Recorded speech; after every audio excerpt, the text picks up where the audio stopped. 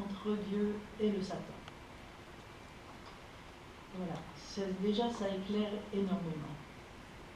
Et puis, il va nous être dit une chose extrêmement importante, à savoir que cet homme, appelé Job, appartient à la terre de Uz. Dans la Bible, appartenir à une terre extérieure, ça n'intéresse pas du tout la Bible. Nous sommes là dans des mythes, et le mot mythe, comprenez-le bien, muein en grec, veut dire entrer dans le mystère. C'est-à-dire que le mythe, c'est le récit de notre mystère, c'est le récit de notre intériorité. Donc, la terre où nous habitons, le récit, ça lui importe peu. Ce qui est important pour le récit, c'est où se situe cet homme. À quel niveau de son être se situe-t-il? Et le mot « c'est un mot très important. Tu l'écrirais au tableau, Suzanne, s'il faut. On va pas s'encombrer du nom de Job, mais du nom de Job. De la écrit. Je n'avais pas vu.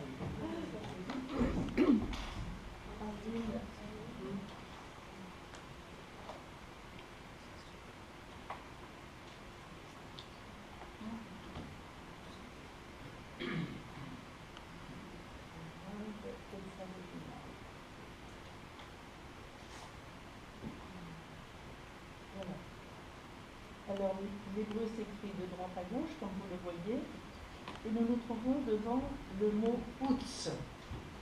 Le mot « Utz » ici est un mot absolument magnifique, en ce sens qu'il est celui de l'arbre. Etz, la première et la dernière lettre, forment le nom de l'arbre. L'homme est un arbre. Vous vous souvenez, dans les évangiles, quand le Christ guérit un aveugle, l'aveugle dit « Je vois des hommes, ils sont comme des arbres qui marchent ». C'est merveilleux ce passage-là, merveilleux. Et puis le Christ va aller un peu plus loin dans la guérison, et finalement, l'aveugle va recouvrer la vue. Mais il commence par voir ces hommes qui marchent. Et je suis très très frappée du premier psaume. Et le premier psaume, 3e verset, dit la chose suivante. Heureux l'homme qui ne va pas selon le conseil des méchants, c'est-à-dire qui ne tombe pas dans le piège de ce 3e chapitre de la Genèse. Il est comme un arbre planté à la rupture des eaux. C'est pas traduit comme ça dans vos livres, mais c'est ça en hébreu que ça veut dire. C'est-à-dire qu'il est planté à la rupture des eaux. Qu'est-ce que ça veut dire? Et le 2e jour de la Genèse va voir la séparation des eaux d'en haut et des eaux d'en bas. Les eaux d'en haut, c'est le mystère divin. Les eaux d'en bas, c'est le mystère de l'homme. Le mystère de la création et le mystère de l'homme. C'est-à-dire que nous avons deux origines, l'origine terrestre, nous naissons de nos parents terrestres, mais nous avons aussi une origine divine et nous naissons de ces racines divines qui sont d'ailleurs symbolisées par les cheveux, ces racines célestes. On va retrouver ce symbolisme-là dans toutes les traditions. Vous voyez, nous avons donc deux origines, nous avons deux identités. Pour l'instant, l'humanité n'en est encore qu'à son identité terrestre, humaine. Elle n'a pas encore vraiment conscience de sa véritable identité, de cette identité divine. Elle va y arriver, c'est bien pour ça, encore une fois, que nous sommes saisis dans cette grande mutation aujourd'hui. Elle va prendre conscience de son identité divine. Vous allez me dire, ça n'en prend pas le chemin.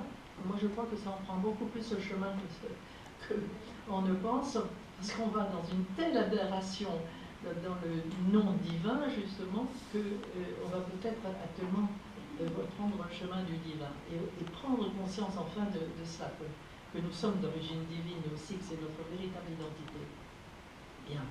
Donc, nous sommes cet arbre, voyez-vous, et c'est pourquoi, lorsqu'il est dit que Job appartient à la terre d'Ouz, nous sommes en train de voir à quel niveau de l'arbre il se situe. Où se situe-t-il dans son arbre?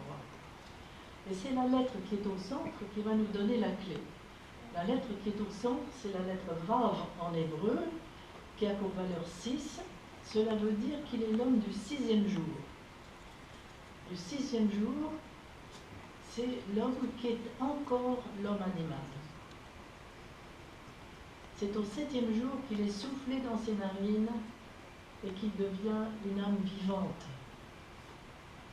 C'est à partir du 7e jour où le Dieu créateur se retire pour laisser l'homme libre de son choix que l'homme devient vivant et qui se verticalise.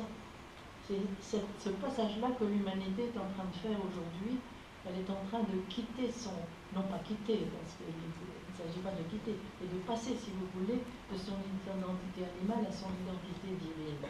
C'est-à-dire qu'elle est en train d'entrer dans ce 7e jour de la Genèse. Le 7 est toujours une étape révolutionnaire, mort et résurrection. Voyez-vous, le 7 est toujours très très difficile à vivre, mais tellement important. C'est une étape de mutation profonde. Cela veut dire que Job est dans son arbre, c'est-à-dire que c'est déjà beaucoup, c'est d'être dans son être. Il n'en est encore que l'homme animal. Qu'est-ce que ça veut dire qu'il n'est encore que l'homme animal? Ça veut dire qu'il obéit à la loi. Il est dans une loi stricte. Tu dois, tu ne dois pas, c'est permis, c'est défendu. Et avec tous les rituels qui sont à cette époque-là, qui structurent à cette époque-là le collectif, notre Job est un homme vraiment qui est impeccable sur le plan de la loi stricte. Je me fais bien comprendre en vous disant ça. Mais il n'est pas passé au 7 encore. Il n'est pas encore passé au 7. Mais il est au centre de lui-même. Lorsque j'ai écrit le symbolisme du corps humain, vous vous souvenez peut-être, vous avez peut-être tous en mémoire l'image de l'arbre de Séphiroth, l'arbre justement qui est l'homme, puisque c'est le dessin du corps de l'homme, et il y a cet axe du milieu qui correspond à notre colonne vertébrale, et qui est justement l'axe de l'arbre que nous sommes. Où va s'écouler toute la sève de l'arbre, voyez-vous? Et la plupart du temps, lorsque nous sommes l'homme animal, nous sommes complètement en dehors de ça. Nous sommes à l'extérieur de nous-mêmes. Nous ne sommes projetés que à l'extérieur pour avoir nos sécurités affectives, nos sécurités matérielles, nos sécurités même spirituelles, pour se faire une bonne place pour plus tard, etc. Vous voyez, nous sommes complètement projetés à l'extérieur. Il y a un moment, si nous voulons retrouver les normes ontologiques, il faut faire un retournement radical pour se resituer au centre de soi. Et regardez comme depuis la guerre sont arrivées d'Orient toutes les disciplines genre yoga qui invitent les êtres à se retrouver au centre d'eux-mêmes. Aujourd'hui, je vois, qu'est-ce qui se passe aujourd'hui? C'est la grande mode, enfin mode, je n'aime pas, ça a l'air très péjoratif alors que ça ne l'est pas, mais on fait des stages. Des stages? Non, pas des stages, mandalas. On fait des mandalas. C'est ce qu'on fait en faisant des mandalas. On invite les gens à partir de la périphérie pour trouver le centre d'eux-mêmes. Vous voyez, que ce soit des exercices physiques comme le yoga, que ce soit des exercices de dessin comme le mandala, que ce soit mille autres choses de ce genre. Aujourd'hui, il y a une dynamique que nous nous accompagnons et qui fait qu'on invite les êtres à se retrouver au centre d'eux-mêmes, à ne plus être dispersés à l'extérieur, à chercher leur pâture uniquement à l'extérieur, mais à se retrouver au centre d'eux-mêmes. Ça veut dire au centre de l'arbre, dans l'axe de la sève de l'arbre. Parce que au 2e chapitre, les arbres du jardin, le jardin d'Éden, c'est justement cet axe-là, c'est le jardin de jouissance. Il y a au centre de ce jardin d'Éden l'arbre de vie et l'arbre de la connaissance. Et nous sommes cet arbre de la connaissance, et cet arbre de vie, nous le sommes. Ce n'est pas un jardin qui est à côté de nous, dans lequel on va se promener. Nous sommes ce jardin, voyez-vous? Et nous sommes cet arbre au milieu du jardin, arbre de la connaissance, qui n'est pas celui du bien et du mal. On a traduit comme ça parce que nous étions infantiles. Mais ce qui est écrit en hébreu n'est pas cela. C'est l'arbre de la connaissance de ce qui est accompli de nous et puis de ce qui reste à accomplir. Il en a parlé sur le LinkedIn, de ce potentiel. Voyez-vous? Ce potentiel dont je vous parlais tout à l'heure, ce féminin intérieur, est rempli d'énergie. C'est un monde immense à l'intérieur de chacun de nous. Il est rempli d'énergie et d'énergie violente qui vont être comparées à la force des animaux sauvages qui sont à l'extérieur. On va parler de ces énergies animales qui sont à l'intérieur de nous. Et je pense à Basile de Césarée, qui au 3e, 4e siècle de notre ère disait ça mord, ça déchire, ça hurle, ça tue à l'intérieur de nous. Et nous voyons bien toutes ces forces qui sont à l'intérieur de nous, de jalousie, d'orgueil, etc. Quel bazar il y a à l'intérieur de nous. Et il s'agit de prendre en main petit à petit toutes ces énergies-là. Vous voyez? Voilà. Et nous ne pouvons le faire que si nous sommes d'abord recentrés dans notre âme. C'est ça que veut dire la terre de Hoots, mes amis. Voyez-vous? Ça n'est pas qu'elle habitait comme nous habitons en France ou comme nous habitons en Allemagne ou ailleurs. Quelle est son habitation intérieure? Où se trouve-t-il à l'intérieur de lui? Voilà. Or, c'est un homme qui est dans son arbre, c'est déjà énorme. Il est dans le milieu de lui, mais il n'a pas encore commencé le chemin de réalisation de son être. Va-t-il le commencer? Ou va-t-il au contraire se retrouver happé par l'extérieur un beau jour? Tout est là. Vous voyez, tout est là. Il va commencer une verticalisation parce que ce n'est que lorsque nous épousons ce féminin intérieur que nous nous verticalisons. Et nous nous verticalisons pour devenir la totalité de nous-mêmes, c'est-à-dire pour passer de la dimension procréatrice à la dimension créatrice. Nous sommes procréateurs par le sexe et nous sommes appelés à devenir créateurs par le verbe. Il y a une relation très très étroite entre le sexe et le verbe. C'est pour ça que mettre l'interdit sur le sexe, le qualifier de mal comme ça a été pendant des siècles, et c'était encore dans mon enfance comme ça, c'est tragique parce que c'est bloquer l'être qui ne peut plus s'accomplir. La sexualité est d'une noblesse immense, d'une sacralité immense, elle est la base de l'art. Et nous avons à faire monter cette sève. Et malheureusement, lorsque Freud a libéré enfin la sexualité, il n'a pas montré que c'était pour réinvestir toutes ces énergies dans une spiritualisation de l'être. Aussi, ça s'est répandu à l'horizontale, n'importe comment, avec n'importe qui, etc. C'est devenu le nouveau Dieu de cette époque-là. Dans les années 60, c'était le nouveau Dieu, véritablement. Aujourd'hui, on reprend les choses un petit peu autrement, on réfléchit sur toutes ces questions, on est obligé de faire des choix, d'essayer de voir ce qui est juste. Et avec Job, nous allons essayer justement d'entrer vraiment dans cette dynamique ontologique d'accomplissement. Je m'arrête un peu sur le mot ontologique, très très touché par Solzhenitsyn. Il a vraiment vécu l'essentiel de notre époque et il en a parlé d'une façon absolument admirable. Voilà, une nouvelle anthropologie, mes amis. Moi, je suis très très touchée de ce qu'il dit là, parce que certainement il connaissait Nicolas Berdiev, qui est un philosophe chrétien qui est décédé à la fin des années 40, en 48, si je me souviens bien. Malheureusement, je ne l'ai pas connu, mais je connais ses livres qui sont admirables, je vous engage beaucoup à les lire. Et Nicolas Berdiev dit dans presque tous ses livres, l'anthropologie chrétienne est insuffisante. Il faut aller plus loin. Celle des pères est insuffisante. Et celui qui a été mon maître, qui était aussi un russe, théologien russe, est mort en me disant « Annick, l'anthropologie chrétienne n'est pas née ». Vous voyez, on a fait des efforts considérables pendant ces 2 premiers millénaires pour construire une théologie qui se tienne debout, mais l'anthropologie est très insuffisante. Et c'est peut-être à notre époque, à notre ère, que nous devons véritablement faire la lumière sur une véritable anthropologie. C'était comme si mon maître, en tout cas, parce que Nicolas Berdiev ne me connaissait pas, je ne l'ai pas connu, mais comme si mon maître, lui qui m'a bien connu, me donnait, si vous voulez, son message avant de mourir. Annick, l'anthropologie chrétienne n'est pas née.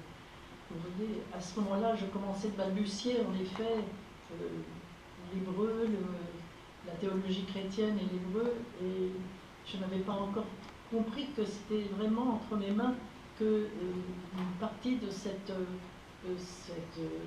message était donné. Vous voyez, c'est peu à peu que je l'ai découvert, peu à peu.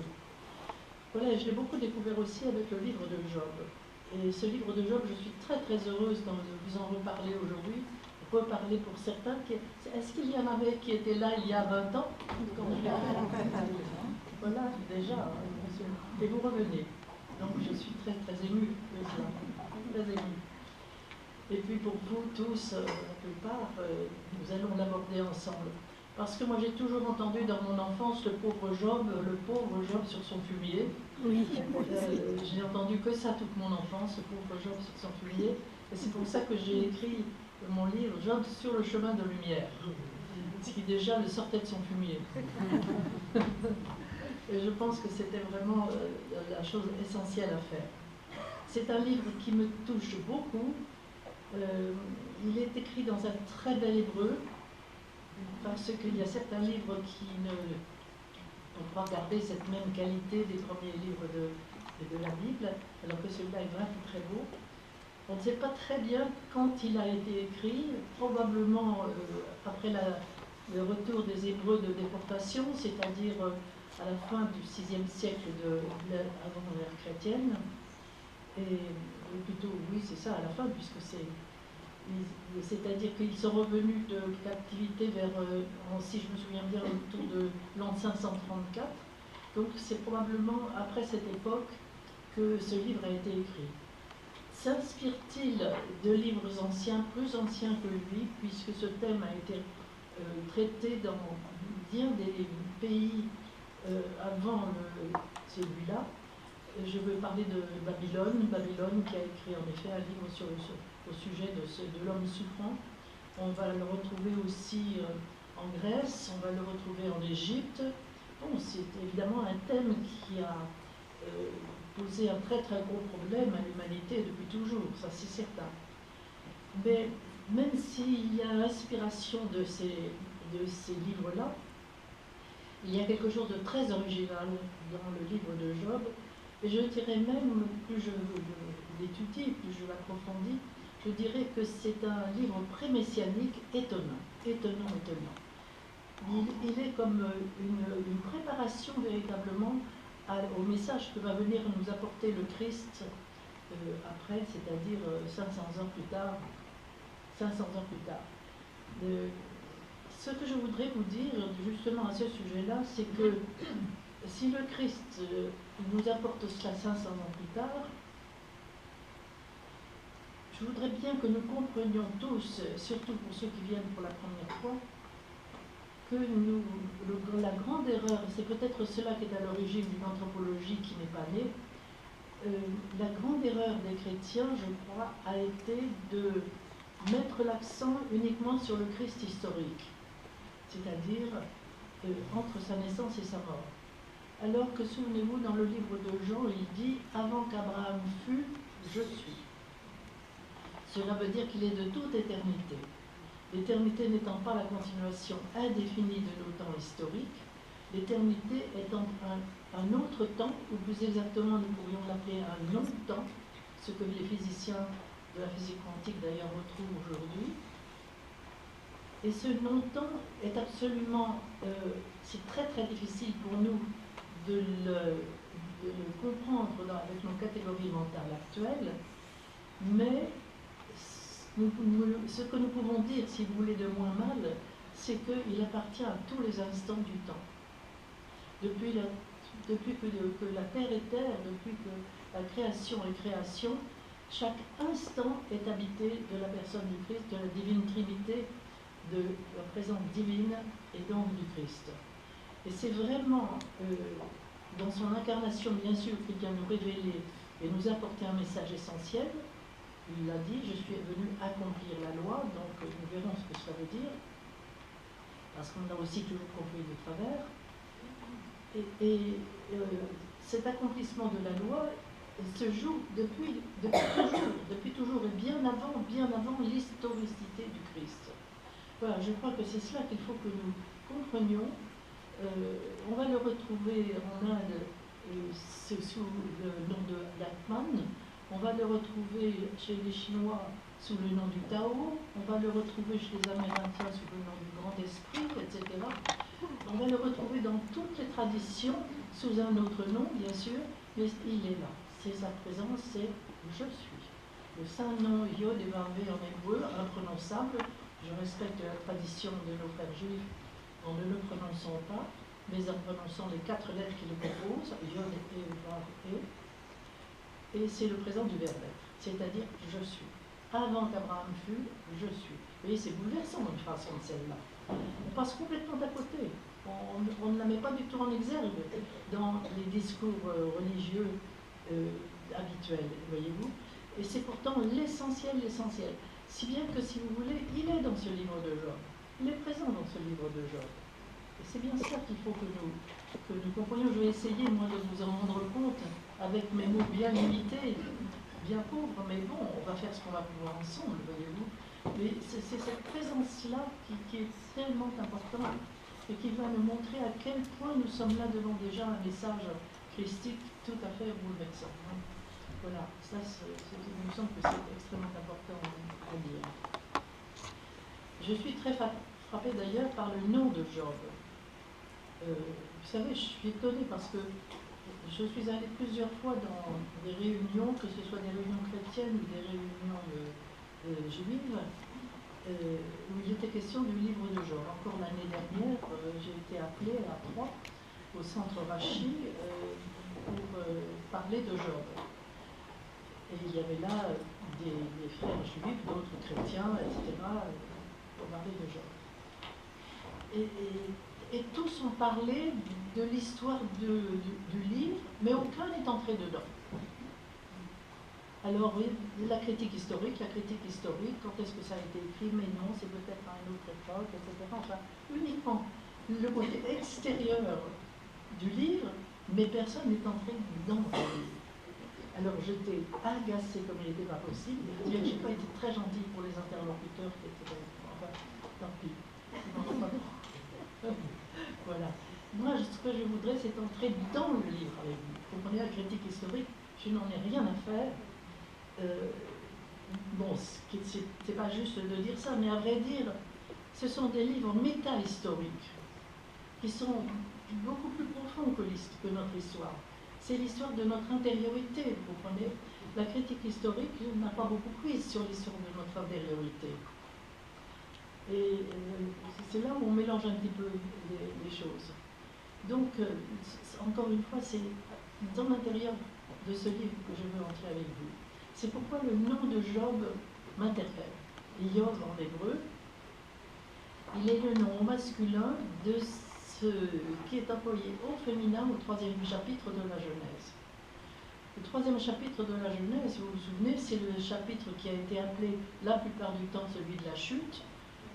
Moi, je me refuse de l'appeler celui de la chute parce que ce mot n'existe pas en hébreu, dans le livre. Appelons-le celui de l'exil. Oui, l'homme se met en exil de lui-même. Il fait un choix autre que celui pour lequel il est destiné.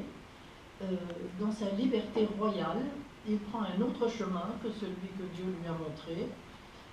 C'est une liberté redoutable, mais en même temps royale, vraiment. Mais cet autre chemin, bien sûr, ne peut le mener qu'à la souffrance et à la mort. Et il va en faire l'expérience, et nous en faisons l'expérience. Et nous arrivons à une étape très très importante, justement, de cette expérience dans l'humanité totale aujourd'hui.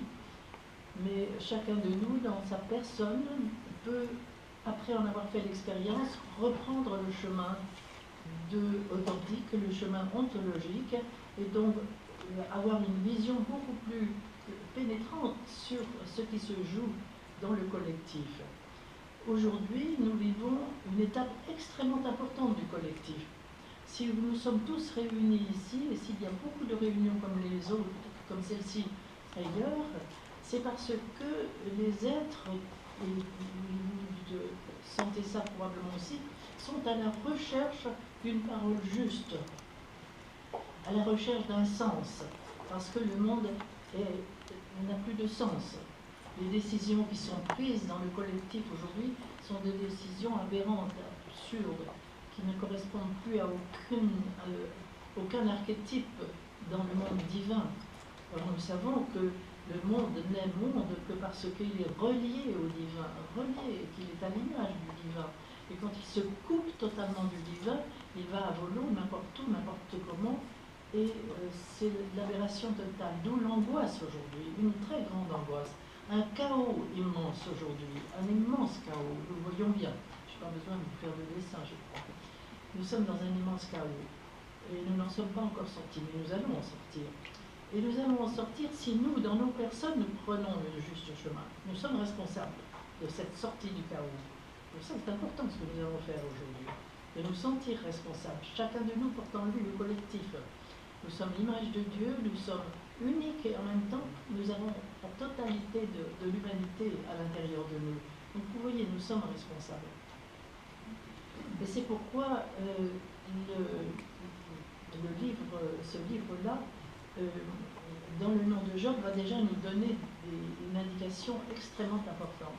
Lorsque l'homme a fait ce choix de ne pas suivre l'ordre ontologique, mais de suivre ce que le serpent, Satan, propose à l'homme, alors il y a justement c'est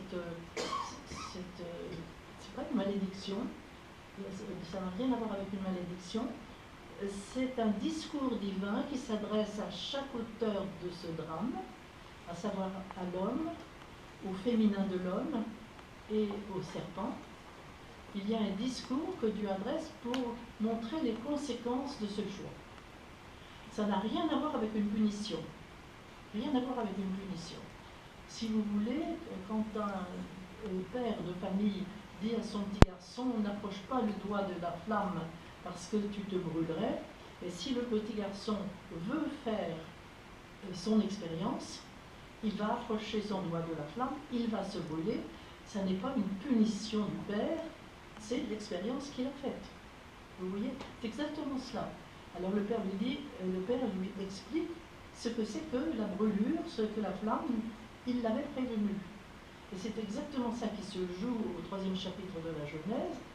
Ce qui correspond à cette prévention, ce sont les 2 premiers chapitres, où là sont exposées les lois qui fondent le créé, et puis l'Adam que nous sommes. C'est pas un monsieur qui a vécu il y a des milliers d'années, c'est vous, c'est moi. Nous avons à faire le choix entre ou bien suivre cette loi ontologique, ou bien prendre un autre chemin. Cette liberté est vraiment redoutable, mais magnifique en même temps, superbe. Et c'est pour ça que Dieu s'adresse aux 3 auteurs de ce drame pour leur montrer les conséquences de leur geste. Conséquences de ce que le Satan a proposé, conséquences de ce que le féminin d'Adam a choisi, conséquences de ce que l'Adam lui-même a fait. Voilà les 3 auteurs. Il faut que je vous parle un tout petit peu de chacun d'eux. Encore une fois, je commence par l'Adam qui est l'homme avec un grand H, aussi bien l'homme que la femme. Créé au 6e jour de la Genèse, lorsqu'il est dit que Dieu crée le Adam à l'image d'Élohim et qu'il le crée mâle et femelle. Et vous le savez presque tous maintenant, peut-être qu'il y en a parmi vous qui ne l'ont pas bien intégré encore. Je crois qu'il est très important de comprendre cela, c'est que ce féminin dont il est question ici n'a rien à voir avec la femme que nous sommes ici par rapport à l'homme. Il s'agit de ce féminin intérieur à tout être humain. Nous sommes tous des Adams, nous sommes tous des hommes, nous faisons partie de la race humaine. Et le mot mâle en hébreu, c'est aussi le verbe se souvenir, c'est-à-dire que que nous soyons hommes ou femmes, nous faisons œuvre mâle à l'intérieur de nous lorsque nous nous souvenons de notre autre côté. Et de notre côté qui n'a jamais été une côte, la faute d'Adam, écoutez, envoyez-la aux ordures, ça vraiment, c'est absolument infantile, il ne s'agit pas de ça, il s'agit pour nous tous de notre autre côté, et cet autre côté est un potentiel d'énergie immense, symbolisé par ce monde féminin, Isha en hébreu, Isha en tant qu'épouse, Adama en tant qu'espace matriciel, voilé, et toutes les traditions vont nous parler de ce féminin voilé. Je pense tout particulièrement à la mystique soufie avec Ibn Arabi qui va parler d'enlever les 100 000 voiles. Vous voyez, c'est quelque chose, 100 000 voiles. Et toutes les traditions vont parler de ces voiles que nous sommes appelés à enlever de nous-mêmes pour entrer dans une autre lumière, un autre réel, jusqu'à la totalité de nous-mêmes. Et c'est ça que Solzhenitsyn proposait tout à l'heure, n'est-ce pas, d'aller jusqu'au bout de nous-mêmes, finalement. On peut le résumer comme cela. Donc, voilà, ce n'est que très secondairement, retournons dans une situation animale que nous sommes l'homme et la femme. Bien, c'est vrai que c'est juste aussi de dire cela.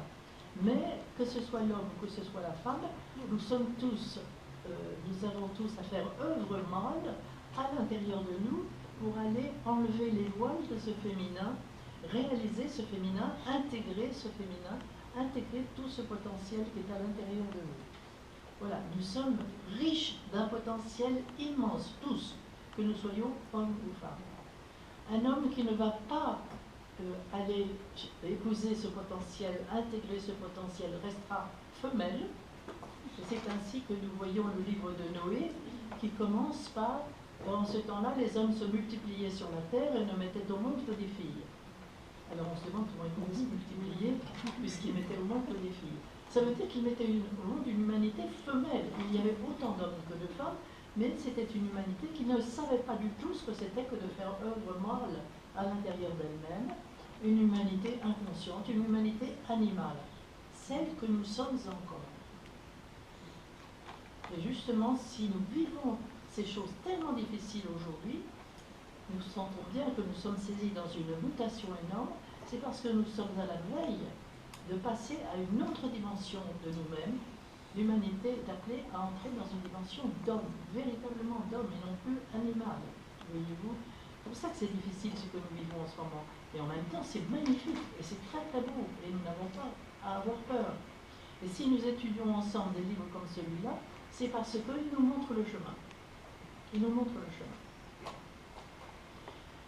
Alors dans ce 3e chapitre de la Genèse, lorsque Adam choisit une autre voie que la voie ontologique, le Seigneur se retourne vers les 3 auteurs du drame pour leur montrer les conséquences. Mes pauvres amis, vous avez choisi ça, voilà ce qui va arriver.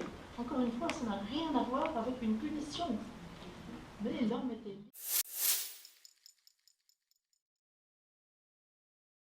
Je vous ai quitté ce matin après vous avoir parlé rapidement, mais nous viendrons beaucoup sur ce personnage du Satan. Je ne vais pas aller plus loin pour l'instant, nous allons maintenant voir ce qui se passe dans ce film, dans cette histoire magnifique de Job. Voilà, je vous lis ce qui est écrit. Donc nous avons vu tous les biens de Job, que Job est un homme tout à fait remarquable, etc. Et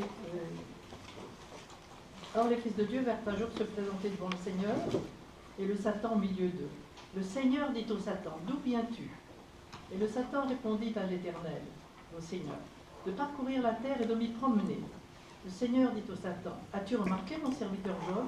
Il n'y a personne comme lui sur la terre.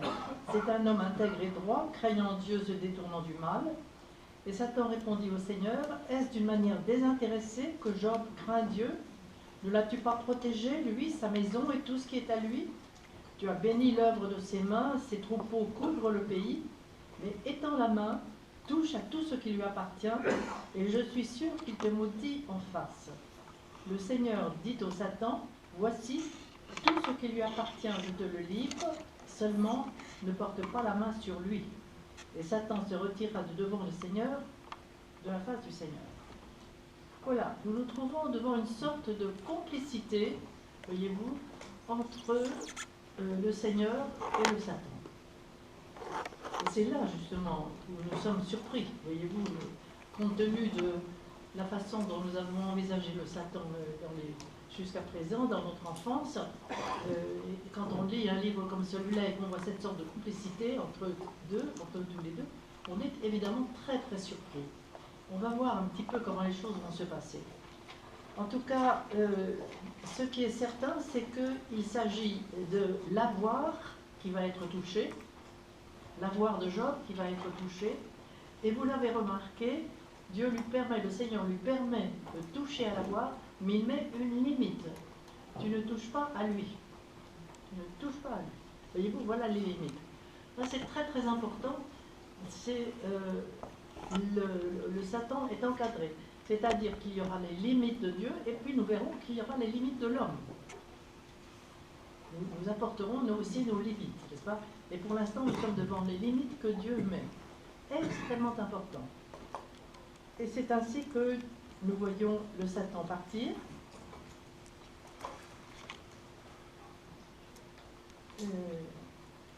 Et il parlait encore, un jour, les fils et les filles de Job mangeaient, buvaient du vin dans la maison. Il arriva auprès de Job un messager qui dit: les bœufs labouraient, les ânesses paissaient à côté d'eux, les Sabéens se sont jetés dessus, les ont enlevés et ont passé les serviteurs au fil de l'épée. Et je me suis échappé moi seul pour t'en apporter la nouvelle.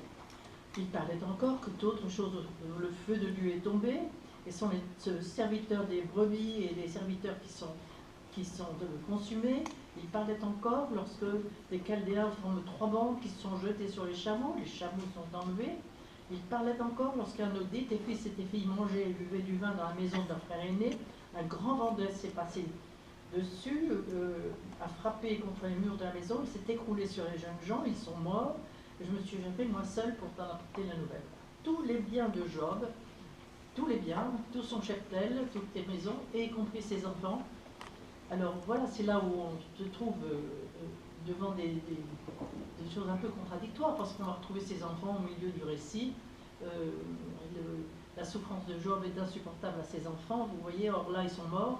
C'est là où on voit bien qu'il y a des choses qui nous échappent là véritablement. En tout cas, tous les biens de Job disparaissent. Tout son avoir disparaît. Alors Job se lève, déchire son manteau, se rase la tête, puis se jetant par terre, il se prosterne et dit: je suis sorti nu du sein de ma mère, et nu je retournerai là. J'aimerais vous dire que ce n'est pas traduit comme ça. Nu je retournerai dans le sein de la terre. C'est pas ça, c'est de l'imagination du traducteur. Nu je suis sorti du sein de ma mère, et nu je retournerai là. Et je vais vous expliquer la beauté de cela. Le Seigneur a donné, le Seigneur a repris, que le nom du Seigneur soit béni. En tout cela, Job ne pécha point et n'attribua rien d'injuste à Dieu. Vous voyez, voilà la beauté de Job, n'est-ce pas? Dieu a tout donné, Dieu a tout repris, que le nom de Dieu soit béni. Grandiose, hein, véritablement grandiose. Tous les détails sont intéressants, voyez-vous. Il se lève et il déchire son manteau. Il se lève, c'est l'attitude de l'homme qui ne se laisse pas abattre. C'est très important. Il se lève. Il déchire son manteau. Le manteau est toujours le symbole de la connaissance.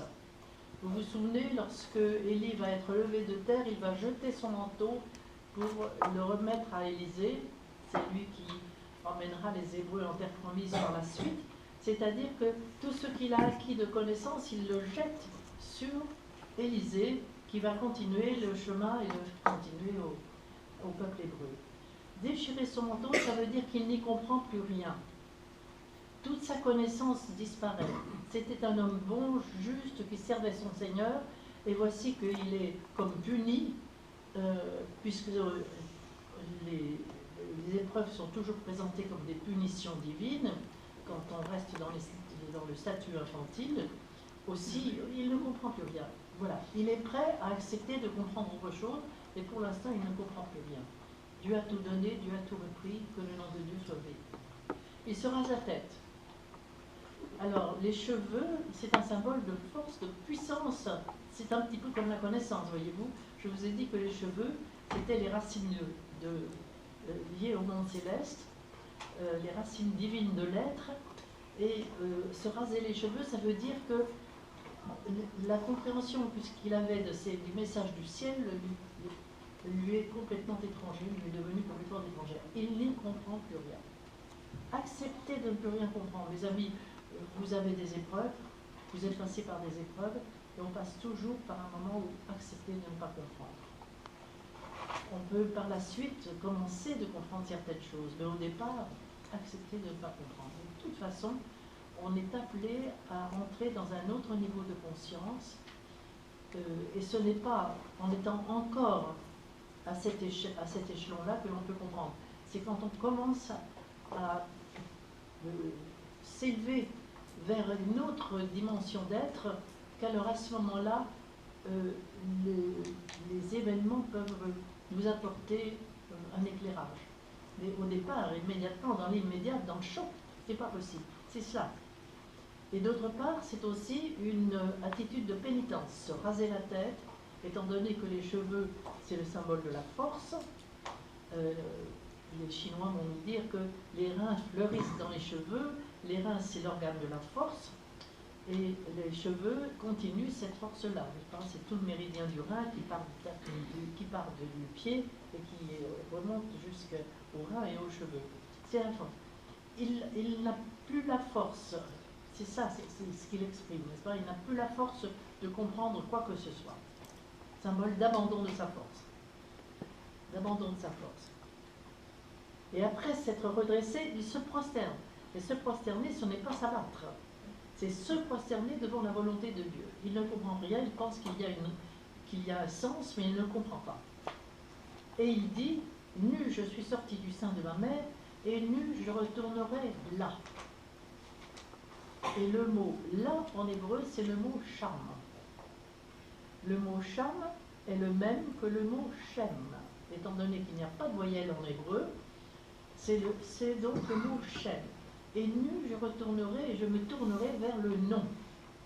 Le nom que je dois devenir. Je vous ai parlé ce matin du nom, n'est-ce pas? Nous sommes tous appelés à découvrir notre nom secret, celui qui nous fonde et celui qui participe avec tous les autres au Saint-Nom Yod et Vavé, c'est-à-dire le fruit de l'arbre de la connaissance. En fait, il dit quelque chose qu'il ne comprend pas, mais qui sort de lui. Nu, je suis sorti du sein de ma mère, nu, j'y retournerai. Cela nous renvoie dans les évangiles à la conversation qui se lève entre le Christ et Nicodème. Vous vous souvenez peut-être. Et Nicodème demande à Jésus comment faire pour entrer dans le royaume. Et Jésus lui dit, si tu ne renais de l'eau et du feu, tu ne pourras pas entrer dans le royaume. Et Nicodème répond, mais comment est-ce que je suis né, comment est-ce que je peux rentrer dans le sein de ma mère? Vous vous souvenez de ça? Et le Christ lui répond, comment? Tu es docteur en Israël et tu ne comprends pas ces choses. On peut être agrégé de théologie, tout ce que vous voulez, et ne rien comprendre. Parce que ce n'est pas par la tête qu'on peut accéder à ces mystères. C'est par une expérience vécue, une expérience profonde vécue. Est-ce que vous me comprenez? Là, je touche à quelque chose qui est extrêmement important. Il y a deux sources de connaissances. La connaissance acquise dans les écoles, y compris les écoles de théologie. Et nous avons vu ce matin que les écoles de théologie, elles sont d'une grande pauvreté quant à l'anthropologie. Nous avons vu cela ce matin. Et puis, il y a la connaissance dont nous avons aussi parlé ce matin, celle qui est le résultat de l'intégration des énergies qui donnent leur information et qui construisent l'arbre de la connaissance à l'intérieur de nous. Est-ce que vous comprenez bien la différence entre les deux sources de connaissance? Oui, répondez pas tous à la fois. C'est essentiel, essentiel. Et ne croyez pas qu'il y en a une qui est bonne et l'autre qui est mauvaise. Nous ne sommes plus dans les catégories de bien et de mal. Ce qui est tragique, et encore aujourd'hui, c'est l'effondrement total de l'union qu'il devrait y avoir entre les deux. Il devrait y avoir les informations que nous recevons dans les écoles, mais si ces informations que nous recevons dans les écoles ne nous conduisent pas à vivre ce qui nous y est dit, dans une expérience personnelle. Et si donc la connaissance ne nous est pas donnée par justement cette opération divine qui se joue à l'intérieur de nous, dans l'intégration de l'énergie, et je vous en reparlerai par la suite de cela, eh bien, nous sommes seulement des intellectuels, nous sommes seulement dans le mental, et ça n'est pas juste. Vous comprenez, ça n'est pas juste. C'est d'autant moins juste que lorsque nous avons la connaissance acquise par l'intérieur, elle est accompagnée de sagesse, c'est-à-dire de connaissance des limites dans lesquelles nous pouvons user de cette connaissance, voyez-vous, alors que la connaissance acquise par l'extérieur n'a aucune limite. On a bien des comités d'éthique qui disent vous n'avez pas le droit, vous n'avez pas le droit, mais qui ne savent pas dire pourquoi on n'a pas le droit, et qui en reviennent à des histoires de tu as le droit, tu n'as pas le droit, c'est bien, c'est mal, etc. Donc on est complètement dépassé, vous voyez. Vous vous souvenez que dans le mythe grec du labyrinthe, avec Dédale et Icare qui sont enfermés dans le labyrinthe avec des ailes artificielles, le comité d'éthique, Dédale, va dire à son fils ne vole pas trop haut, tu te brûlerais les ailes, ne vole pas trop bas parce que les effluves de la mer t'attireraient, la bonne médiocrité, il a peur, il ne sait pas, il n'en sait rien, il ne sait pas, il ne voit pas les limites. Et Icare, qui est ivre de soleil, ivre des connaissances, ivre de tout ça, il se moque bien des conseils de son père, et vous vous souvenez, il va trop haut, et les ailes artificielles fondent, et il retombe dans la mer. Voilà exactement, n'est-ce pas, nous en sommes là aujourd'hui. Nous avons des connaissances extraordinaires sur le plan intellectuel, sur le plan scientifique, sur tous ces plans-là, aucune sagesse qui vient apporter les limites à tout cela, vous voyez. C'est exactement cela qui se passe, voyez-vous, ici. Job sait, il y a quelqu'un en lui qui sait, voilà, c'est ça. Il y a quelqu'un en lui qui sait qu'il doit retourner nu dans le sein de la mer pour de la mer des profondeurs, n'est-ce pas? Isha, je vous ai dit que ce féminin des profondeurs s'appelle Isha en tant qu'épouse et Adama en tant que mère. Et il est appelé à retourner dans le ventre de la mer. Il y a quelqu'un en lui qui le sait, ça n'arrive pas encore à son intelligence au niveau du cortex, mais il le sort quand même, il le sait. Il y a quelqu'un en lui qui le sait. Vous voyez, c'est très étrange. Quelquefois, vous voyez, c'est ça le bon thérapeute. Le bon thérapeute qui interroge son patient, il y a un certain moment où il entend autre chose que ce que le patient dit. Où il entend quelque chose de beaucoup plus fin, de quelque chose qui va beaucoup plus loin. Parce que il y a toujours en nous quelqu'un qui parle d'une façon mystérieuse. Et le véritable thérapeute est celui qui dit « répète ce que tu viens de dire ». Et lorsque la personne répète, elle est très étonnée de ce qu'elle vient de dire. Ça vous est arrivé peut-être? Oui. En tout cas, c'est ça qui se passe, vous voyez. C'est vous dire à quel point il y a la personne consciente que nous sommes là, et puis il y a quelqu'un d'autre à l'intérieur de nous qui sait quelque chose, et puis qui tout d'un coup le sort et ne sait pas que c'est très très étrange. Voyez-vous, voilà, c'est exactement ça.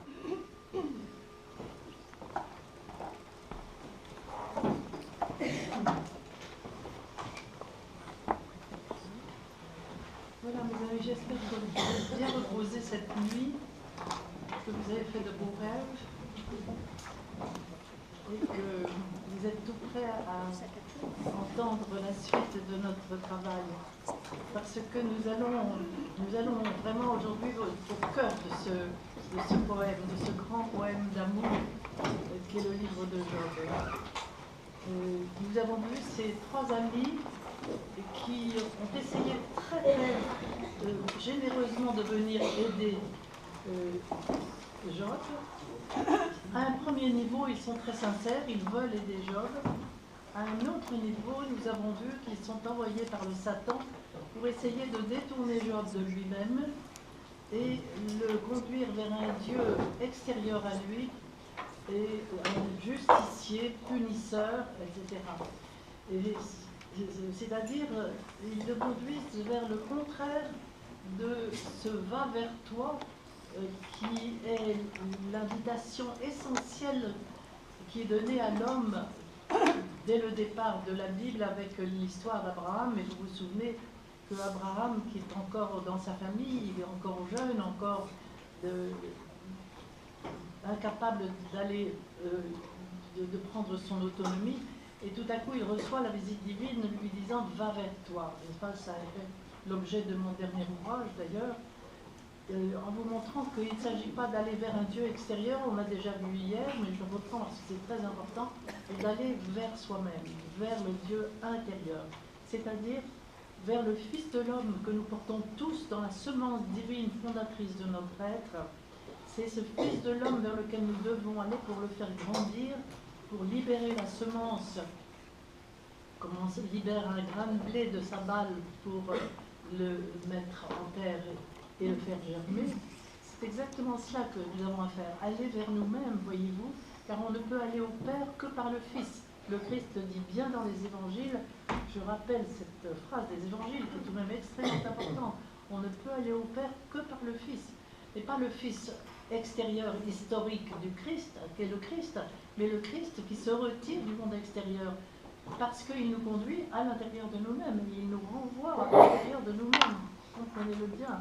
Parce que si on reste dans le Christ extérieur, il est bien certain que c'est le Christ et son prolongement de l'Église, et il n'y a que ceux qui sont dans l'Église qui peuvent avoir le salut, et nous sommes là devant quelque chose d'absolument aberrant. Enfin, le Christ est présent dans toutes les traditions, et c'est l'humanité tout entière qui est concernée par les évangiles, même si les populations ne sont pas structurées sur les évangiles, mais sont structurées sur des traditions très très belles elles aussi, qui expriment les choses d'une façon différente, mais qui vont aussi vers le même but. Donc ça, c'est extrêmement important. Voilà, nous nous trouvons donc devant ces trois amis qui ont cru bien faire et qui se sont retirés, qui se retirent, nous allons le voir maintenant, qui se retirent un peu désespérés parce que Job ne veut pas réaliser qu'il n'est rien, qu'il est puni, qu'il refuse ça. Et je vous l'ai dit, c'est la grandeur de l'homme que de ne pas se laisser abattre par des accusations et qui veut comprendre ce qui lui arrive. Donc il se dresse d'une façon très noble. C'est la beauté de cet homme. Et c'est pourquoi arrive un quatrième ami. Les trois amis disparaissent après avoir parlé chacun 3 fois, sauf le dernier, Tsophar, qui n'a parlé que 2 fois. Comme si le quatrième ami était un prolongement de Tsophar. Et Tsophar, c'est intéressant parce que Tsophar est celui, le nom de Tsophar, c'est celui de l'oiseau qui s'élance. Et c'est donc un homme qui certainement était très très proche de la dimension du prophète qui va apparaître maintenant, mais qui n'en avait pas la force. Mais il laisse sa place au prophète. Elihu arrive. Elihu, dont le nom est pratiquement le même que celui du prophète Élie. Et c'est, en tout cas, si ce n'est pas le prophète Élie dans sa personne, je ne dirai jamais cela, c'est le charisme du prophète Élie, c'est-à-dire le charisme du prophétisme. Bon, alors là, je m'arrête un petit peu pour essayer de vous parler de cette dimension dans laquelle Job arrive. Parce que c'est Job qui arrive à cette dimension-là, n'est-ce pas? On peut dire que ce sont 3 amis extérieurs qui sont venus le voir, mais on peut dire aussi que ce sont 3 aspects de lui qui se sont débattus à l'intérieur de lui. On peut imaginer tout ça. De même, Elihu, le 4e ami, peut être un ami qui arrive de l'extérieur, mais ça peut être aussi une dimension de Job, une dimension nouvelle de Job.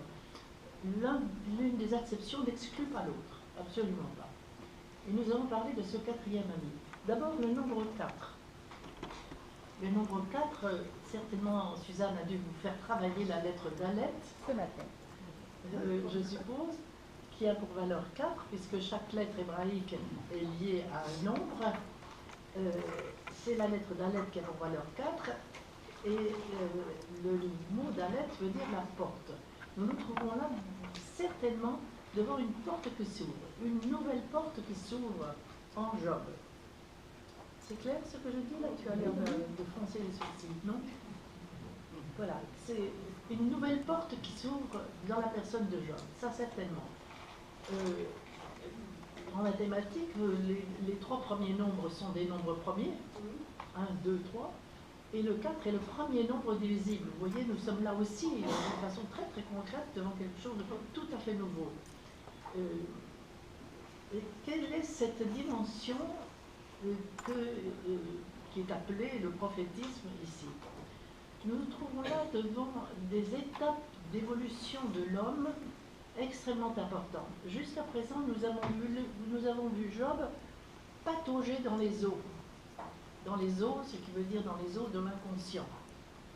C'était un homme, nous l'avons vu, qui était juste droit, mais détourné de son inconscient. Vous vous souvenez, détourné du mal, et nous avons vu que c'était tout simplement détourné de son inconscient. Il ne savait pas ce que c'était que l'inconscient, il ne le savait pas.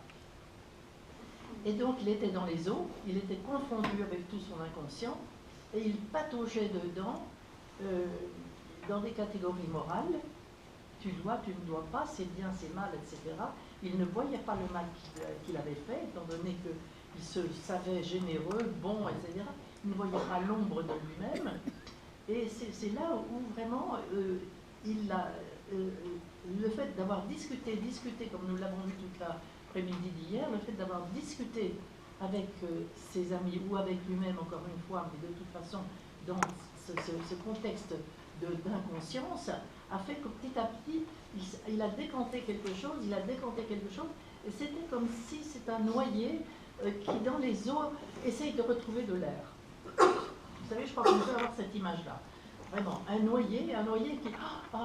et voilà. Et puis tout à coup, la porte, c'est celle de tout à coup, son extraction des eaux, et tout à coup, il trouve un bol d'air. Voilà. La dimension du prophète, c'est celle qui fait de l'homme un homme qui n'est plus confondu avec le monde de son inconscience, c'est-à-dire qui sort des eaux et qu'il va commencer à voir autre chose. Il va voir autre chose, et ce que voit le prophète, on va le lire dans la Bible d'une façon très très nette, avec surtout l'histoire des prophètes, alors que ce soit Isaïe, Jérémie, Daniel, etc., tout cela, le prophète est essentiellement celui qui voit les cieux ouverts. On croit toujours que le prophète, c'est celui qui va dire l'avenir. C'est très secondaire, ça. Le prophète, avant tout, voit les cieux ouverts. Qu'est-ce que c'est que les cieux? C'est la même chose que l'inconscient. Quand Dieu crée la terre et les cieux, il crée l'observable et puis ce qui n'est pas encore observable, ce qui est inconscient, ce qui est appelé à se réaliser, à devenir observable, parce que ces cieux portent en eux l'information de leur devenir, mais au départ, nous sommes dans vraiment le monde de l'inconscient. Et quand on commence à en sortir, on peut les voir. C'est ce qui fait toute la grandeur du processus de différenciation. Quand il y a différenciation de l'homme avec son féminin intérieur, ses os, justement, intérieurs, il peut les voir, donc les épouser. On a vu ça déjà hier, je reviens sur ce sujet parce qu'il est essentiel. Et c'est ça qui est en train de se passer chez Job. Vous voyez, il a tellement nagé comme il a pu dans ses eaux pour essayer de retrouver de l'air, que ça y est, il commence à sortir. Voilà la porte, la sortie des eaux. Si vous voulez, c'est le baptême d'eau.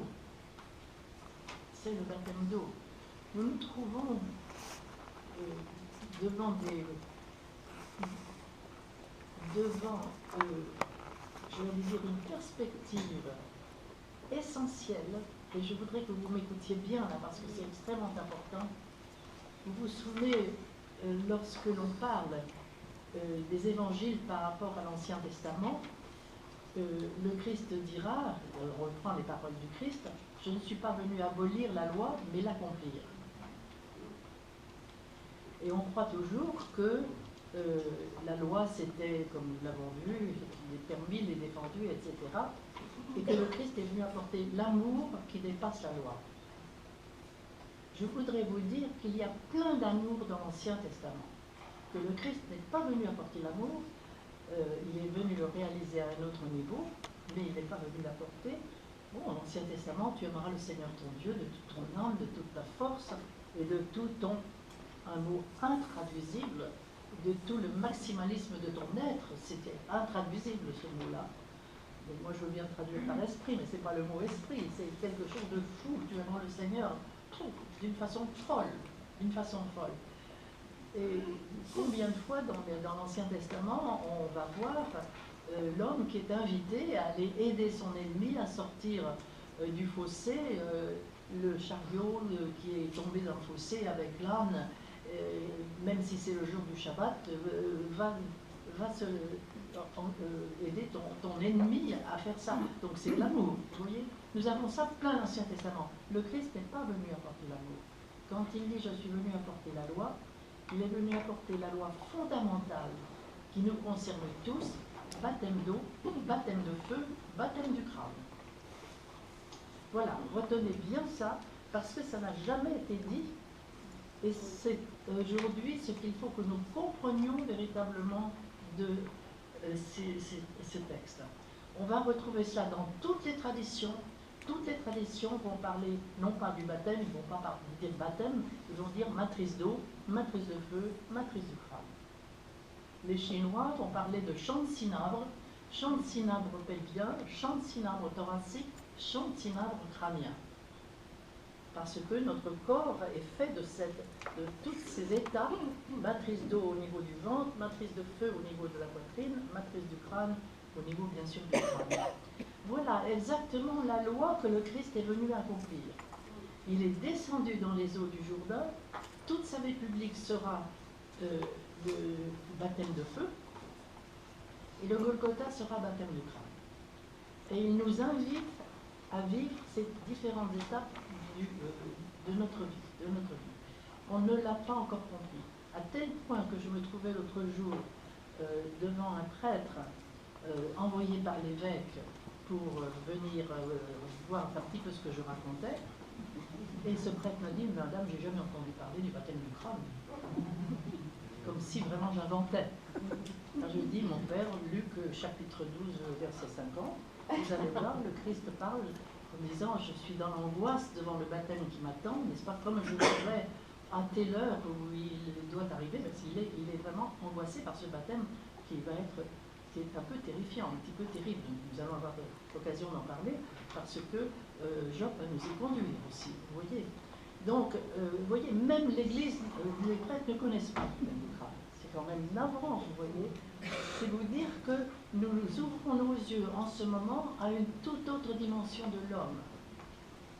L'homme doit vraiment entrer dans ces trois baptêmes. Jusqu'à présent, il était dans les eaux. Et l'humanité est encore aujourd'hui dans les eaux. Vous n'avez qu'à voir les journaux aujourd'hui, vous allez bien vite voir qu'il n'y a aucune conscience qui s'éveille. Et nous nous trouvons devant des drames qui se succèdent les uns aux autres. On essaye de colmater celui-là pour en ouvrir un autre, colmater celui-là pour en ouvrir encore un autre ailleurs. Nous sommes devant tout ce que les mythes grecs nous ont exprimé avec le mythe de Sisyphe, avec le mythe de ceci ou de cela. Nous pataugeons complètement. Et en même temps, il y a une émergence ici, là. Et j'espère pouvoir vous dire que nous en sommes une émergence en parlant de ces choses-là. Vous m'entendez bien?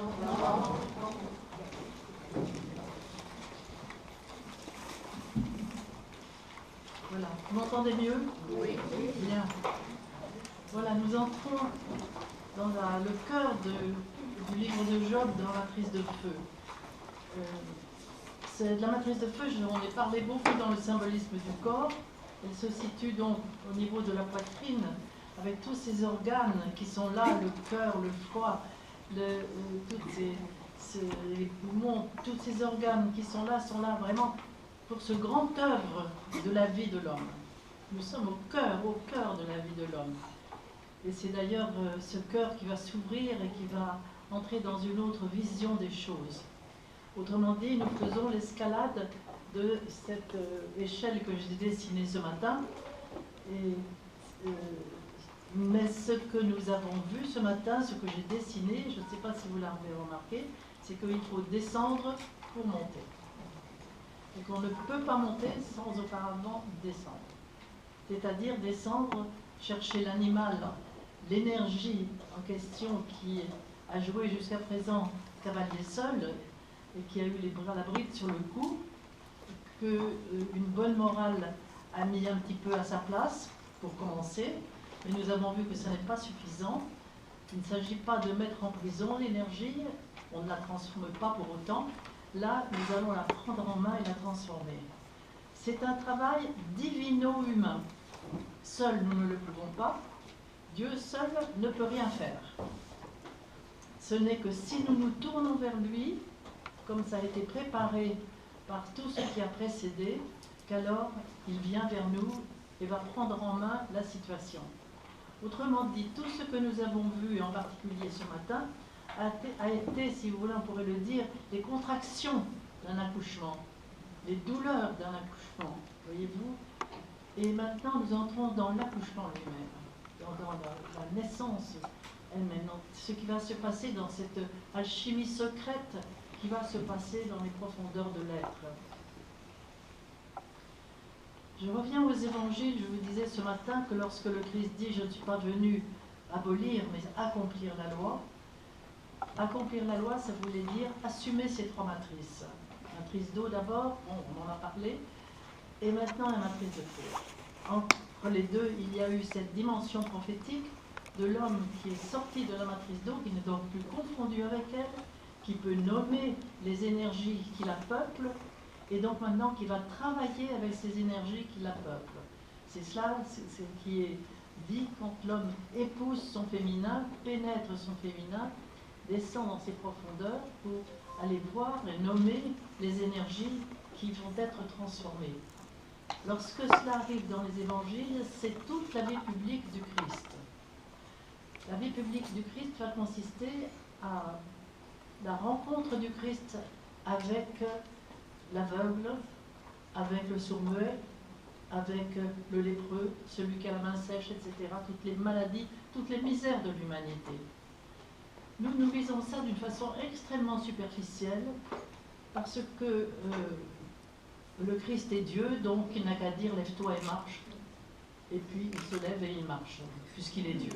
C'est pas ça qui se passe finalement, du tout, du tout. Le Christ descend dans les enfers de l'humanité, descend dans les enfers de l'homme, il descend dans les enfers du paralytique.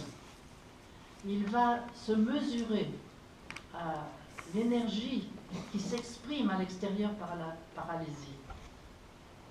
Il va se mesurer avec cette énergie et intégrer cette énergie qui va devenir de l'information. Et là, le malade sera guéri. Mais il y a tout un travail qui se fait dans la profondeur, dans un temps et un espace qui nous échappent totalement, parce que nous sommes à la superficie et nous sommes dans le temps historique. Mais c'est là où il faut que nous comprenions bien qu'il y a un autre temps que celui-là, et en particulier celui qui est un non-temps, je dirais, à savoir l'éternité. L'éternité, c'est un clin d'œil. C'est un clin d'œil, vous comprenez? Mais dans ce clin d'œil, il se passe des choses infinies lorsqu'il s'agit du Christ ou lorsqu'il s'agit de notre Seigneur intérieur. Et c'est ça qu'il faut que nous comprenions. Il y a vraiment un travail qui est exprimé par le verbe faire en hébreu. Malheureusement, les traductions grecques, les Septante, ont recouvert par un même verbe, le verbe créer et le verbe faire. Et ça, c'est la catastrophe, vous voyez, parce qu'il n'y a aucune conscience de ce faire divin, divino-humain dont nous sommes en train de parler.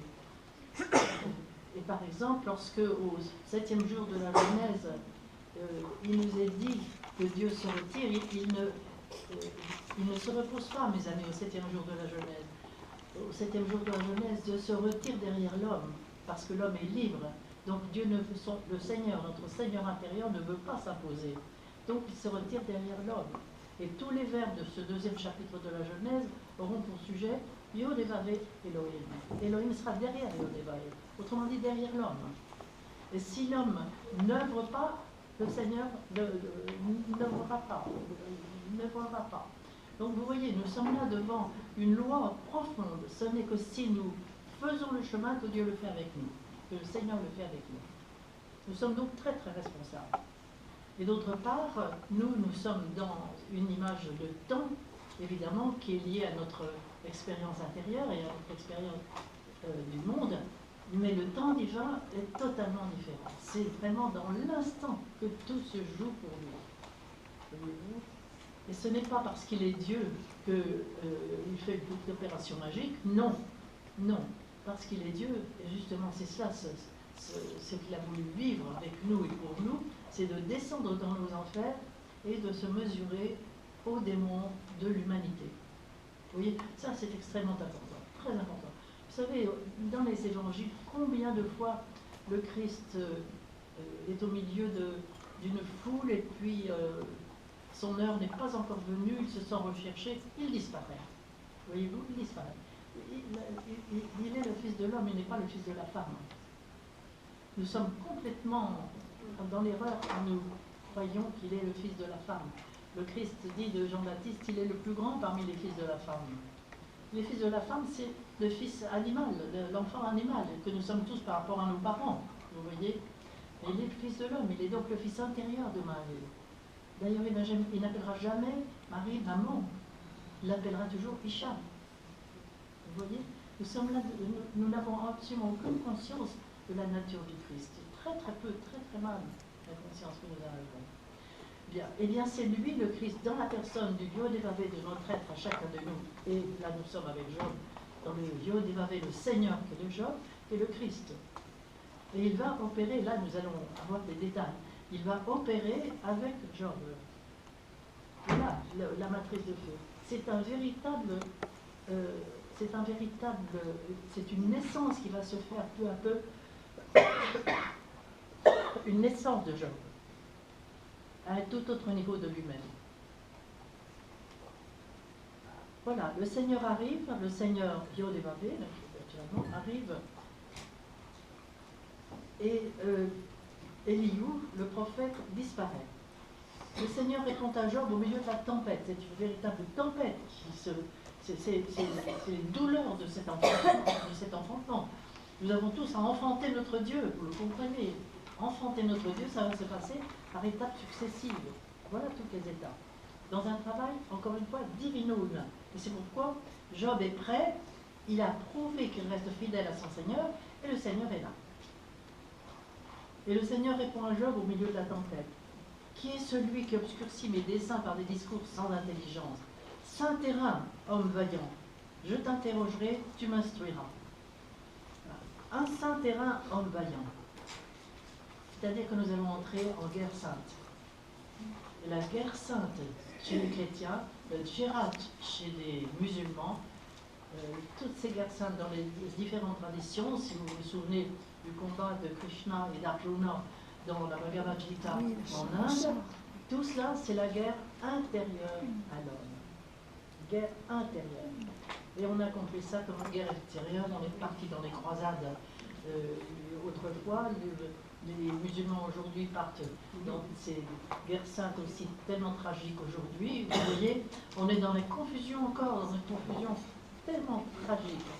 Comprenons enfin qu'il s'agit de cette guerre intérieure. C'était si peu compris, il y a même encore très peu d'années dans mon enfance, j'ai lu une Bible, je ne me souviens plus par qui elle était traduite, cette Bible-là. Et arrivé à ce passage du livre de Job, avec tous les animaux que nous allons découvrir, les animaux intérieurs, renvoie en bas de page, tout ce passage n'appartient pas au livre de Job, ça n'a aucune signification, ça a dû être ajouté, et la critique historique de s'emparer de ça en nous montrant que c'était une écriture très ultérieure à celle de l'écriture de Job, et que ça n'avait rien à voir avec le livre de Job. Et c'est le cœur du livre de Job. Et parce que M. Untel ne comprenait pas, c'est vraiment terrible, vraiment terrible. On osait écrire ça encore avant la guerre. On n'oserait plus l'écrire maintenant, parce que M. Untel ne comprend pas ce que ça ne veut rien dire. On n'oserait plus écrire ça. Mais moi, je me souviens très très bien d'autres livres, par exemple l'évangile de Thomas. Dans l'évangile de Thomas, il y a un passage extrêmement intéressant sur le masculin et le féminin. Logion qui ne veut absolument rien dire, dit l'auteur. Parce qu'il ne comprenait pas ce que ça voulait dire, c'est que ça ne voulait rien dire. Vous voyez, l'orgueil caché qu'il y a derrière, il n'avait pas fait son chemin de pauvre. Voilà. Donc, nous sommes là devant cette entrée en guerre sainte, autrement dit. Nous entrons en guerre sainte. Saint-terrain. Saint-terrain, ça veut dire, vous savez, il y a autour des reins un méridien qui s'appelle le TMO, et quand on met le ceinturon, on ceinture ce TMO et on active le méridien du rein, ce qui veut dire qu'on déploie une force nouvelle, d'une façon très opérative, très très opérative. C'est pour ça qu'il y a toujours le ceinturon du chevalier, le ceinturon du soldat, etc. C'est extrêmement important. Et là, voyez-vous, le Seigneur, parce que les reins symbolisent justement cette ouverture à la puissance, à une puissance, une force très très profonde. Dans la mort de Séphirot, les deux côtés ici, gloire et puissance, c'est la gloire et puissance que l'on va exercer dans un premier temps sur les autres, alors que lorsqu'on fait ce retournement et que l'on commence à entrer dans cette guerre sainte, c'est la gloire et la puissance de Dieu vers laquelle on va. Et Dieu va nous revêtir de puissance pour faire ce chemin intérieur. Il y a un retournement de la totale. Alors, Saint-Terrain, je t'interrogerai, tu m'instruiras. Alors, quand j'ai lu ça, moi j'étais tout à fait étonnée, et tout à coup j'ai pensé à la maïotique de Socrate, c'est-à-dire que l'homme sait, il a la connaissance. Ce mot bassar que je vous ai dit ce matin, voyez-vous, qui est la contraction du mot Bereshit, qui est le noyau fondateur de l'être, si je le prononce basser, c'est le verbe informer. Ça veut dire que le noyau fondateur, la semence, si vous voulez, contient toute l'information de tout ce qu'elle doit devenir et de l'arbre qu'elle doit devenir. Autrement dit, le Seigneur va tirer cette connaissance.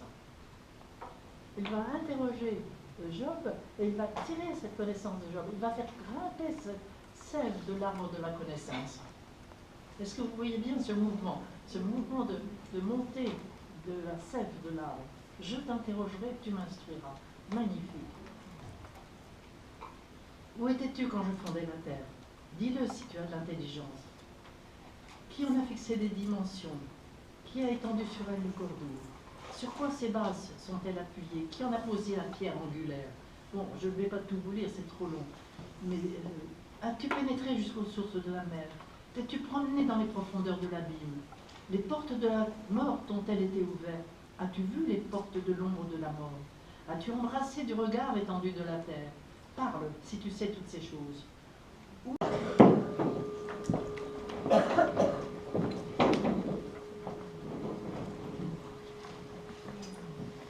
Bien, mes amis, bonjour. Et j'espère que vous êtes tout ouverts ce matin à ce que nous allons travailler ensemble et qui est évidemment, j'allais presque dire, très osé de ma part, parce que je m'appuie beaucoup sur ce livre de Job pour aller un peu plus loin dans la découverte de l'anthropologie. Et c'est pour ça que je parle d'audace. Mais en même temps, comment? Vous n'entendez pas très bien. Bien, je vais essayer, comme ça, c'est mieux. Je me rapproche du micro. J'ai quelqu'un qui n'est pas content devant moi, là, c'est ça, comme ça. Bon, tant pis pour lui. Bien. Voilà, je parle d'audace, de prudence en même temps, comme y invitent les évangiles, parce que nous allons vers quelque chose de très très important. Vous le devinez bien, matrice du crâne. Vous vous souvenez peut-être tout à fait au début du travail que nous avons fait ensemble, je vous ai dit que selon ce qui était dit de Job, c'est un homme craignant Dieu, se détournant du mal, juste, droit, etc., qu'il était dans son centre. Vous vous souvenez de cela, pas? Je vous ai dit qu'il était dans son centre. Mais il est à l'occident du Jardin d'Éden. Le Jardin d'Éden pouvant être considéré comme exprimé par la colonne vertébrale, tout cet axe de la colonne vertébrale à l'intérieur de nous, avec la moelle épinière, c'est-à-dire cette sève de l'arbre de vie cette sève de l'Esprit Saint, de ce feu de l'Esprit Saint qui descend pour aller chercher, appeler la montée de sève de l'arbre de la connaissance. Je vous ai montré tout cela. Il est tout à fait à l'Occident, en bas. Et nous l'avons vu hier dans son travail avec son Seigneur, petit à petit remonter, déployer la sève de l'arbre de la connaissance qui petit à petit est montée, a été travaillée pendant tout ce passage dans la matrice de feu. Nous pouvons dire que Job a été cuit, pour comprendre l'expression d'Ibn Arabi, ou de Rumi plus exactement, c'est lui qui parlait de ça, j'ai été cuit.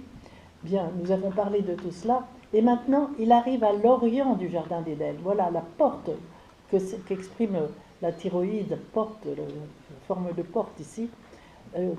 Il arrive à la porte d'Orient.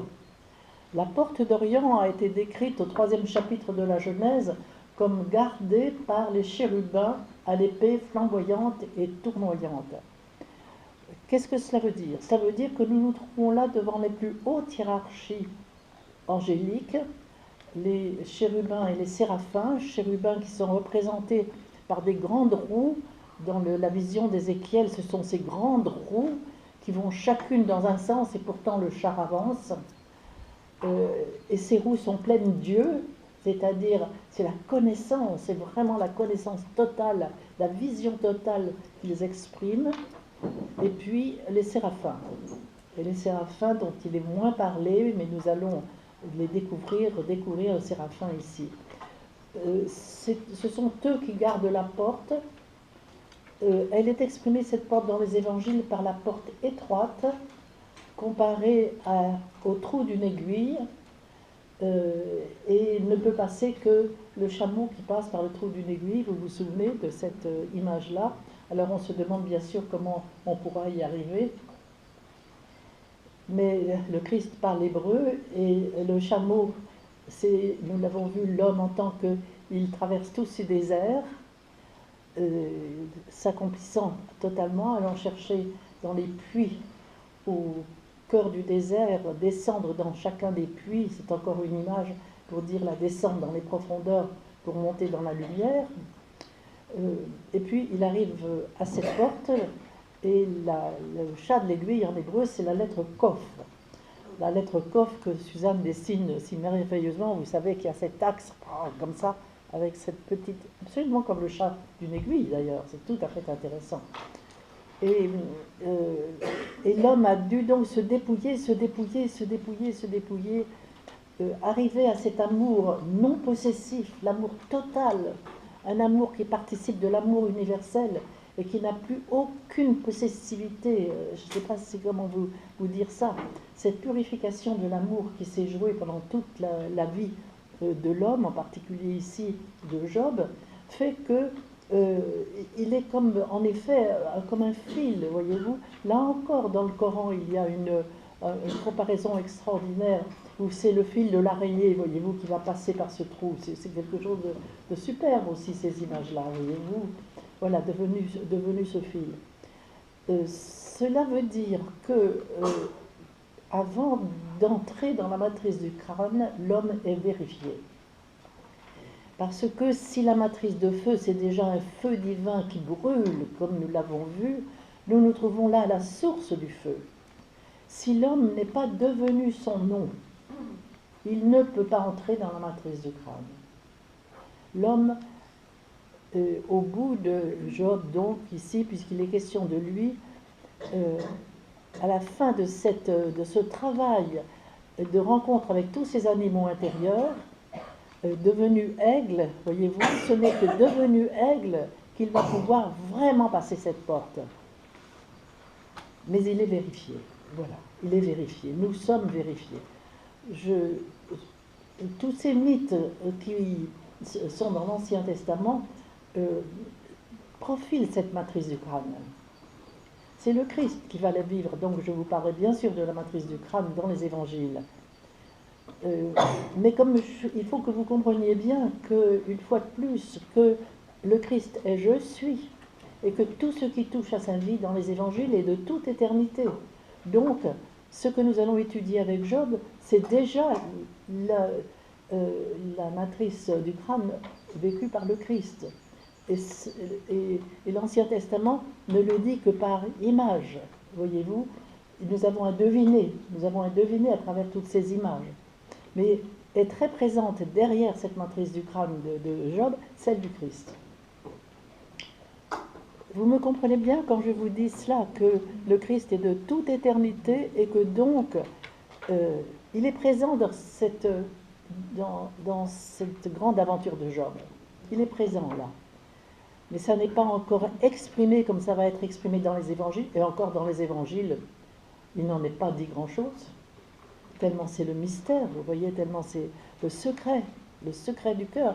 Mais il faut que nous arrivions tout de même à saisir, si Dieu cache sa parole, comme je vous l'ai dit hier, il propose au roi de la découvrir. Entrons dans notre royauté, mes amis, et nous avons le droit de découvrir le mystère.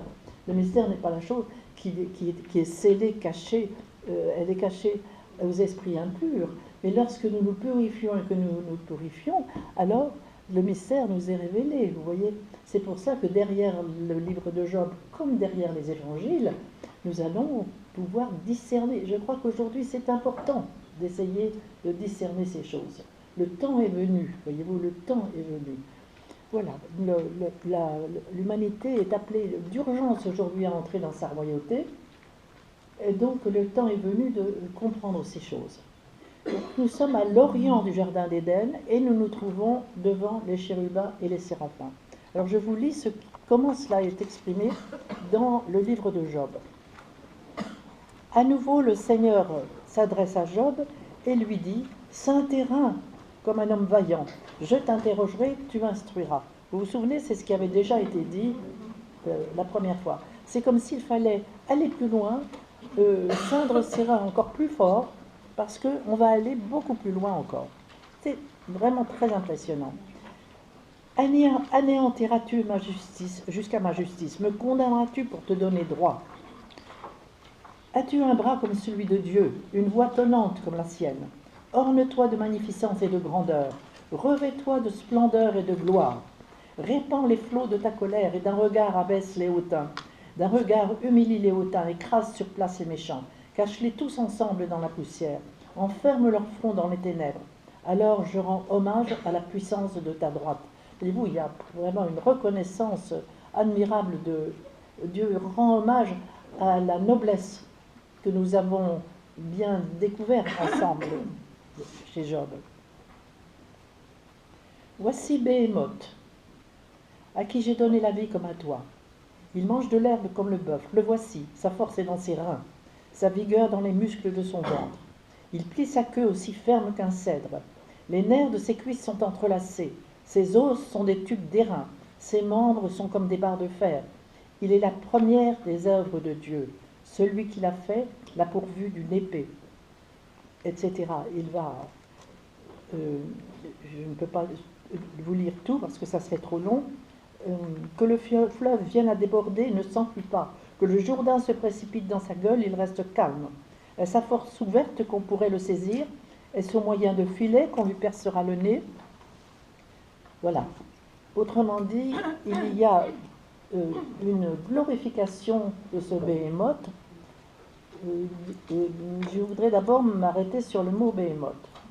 C'est un mot que nous avons trouvé déjà dans le premier chapitre de la Genèse, au singulier, Béhéma. Béhéma, traduit par le bétail,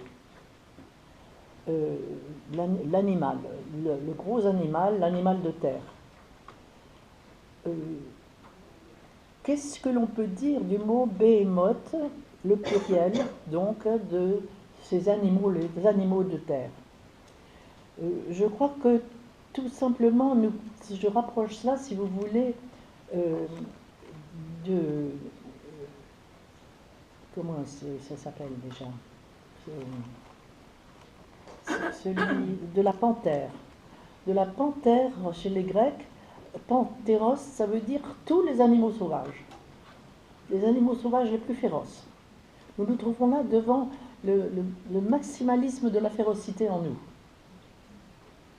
Le maximalisme de notre violence, le maximalisme de ce qui peut être du sadisme le plus détestable, je ne sais pas.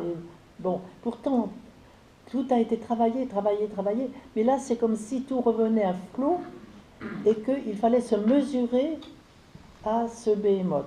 Celui qui a des yeux qui voit tout, qui perce tout, et si nous pénétrons le Béhémoth, nous acquérons cette vision.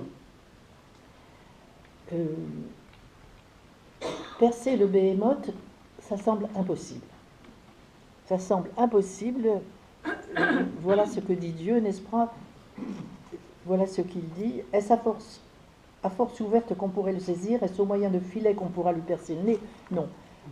Voyez-vous, une fois de plus ici, la peau des animaux, comme dans les autres animaux que nous avons vus, la peau est chantée. Elle est chantée d'une façon telle qu'on a l'impression qu'on ne pourra pas pénétrer, qu'on ne pourra pas pénétrer cette peau-là, qu'on ne pourra pas la transformer en lumière, tellement c'est dur, ça ne peut être vraiment qu'avec l'œuvre de Dieu. Vous voyez, c'est quelque chose de tout à fait redoutable.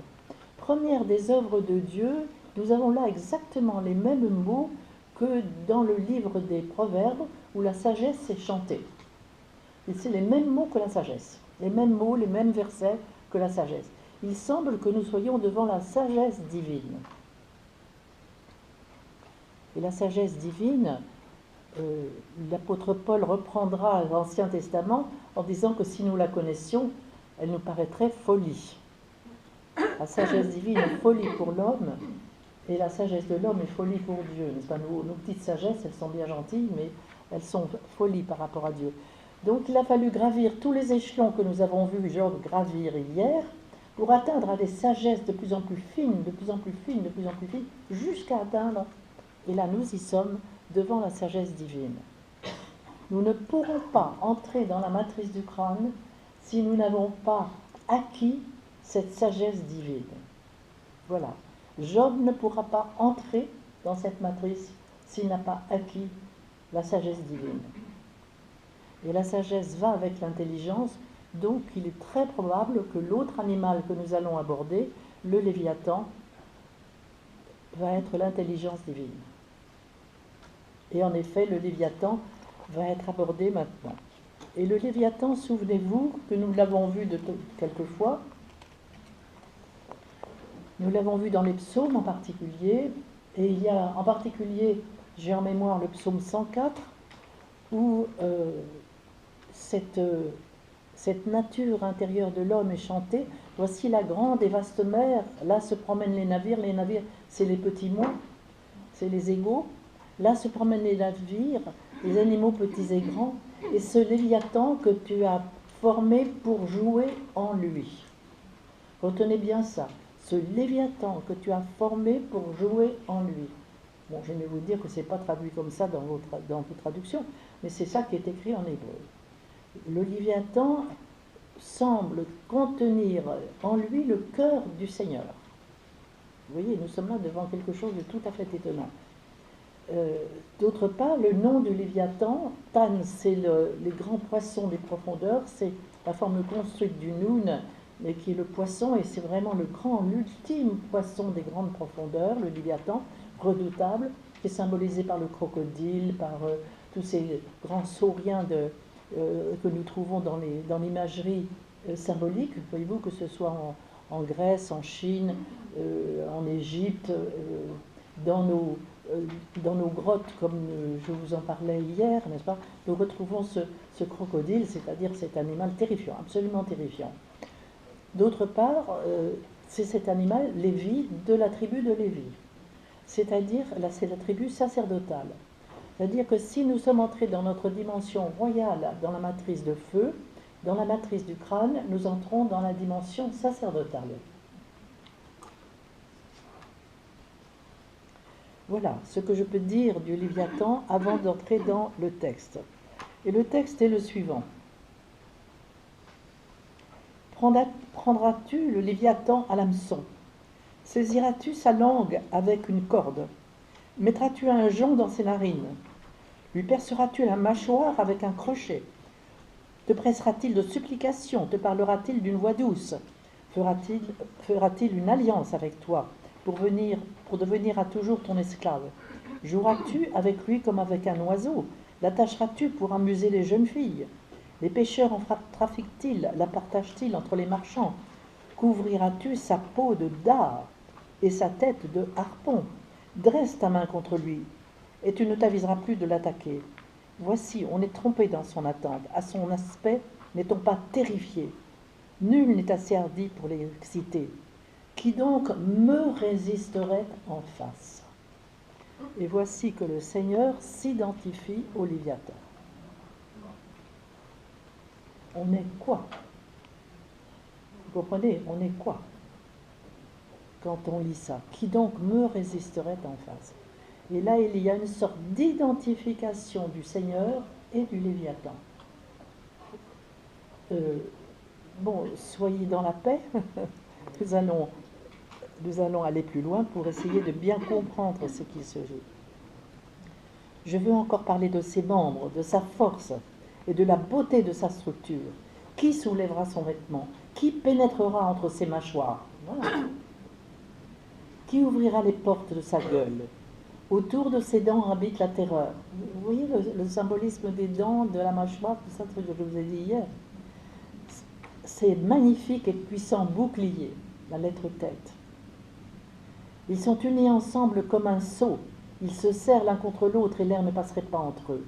Ce sont des frères qui s'embrassent. Comprenez ce qu'il y a derrière tout cela. Ce sont des frères qui s'embrassent, qui se saisissent et demeurent inséparables. Ses yeux sont comme les paupières de l'aurore. Des flammes jaillissent de sa bouche. Des étincelles de feu s'en échappent.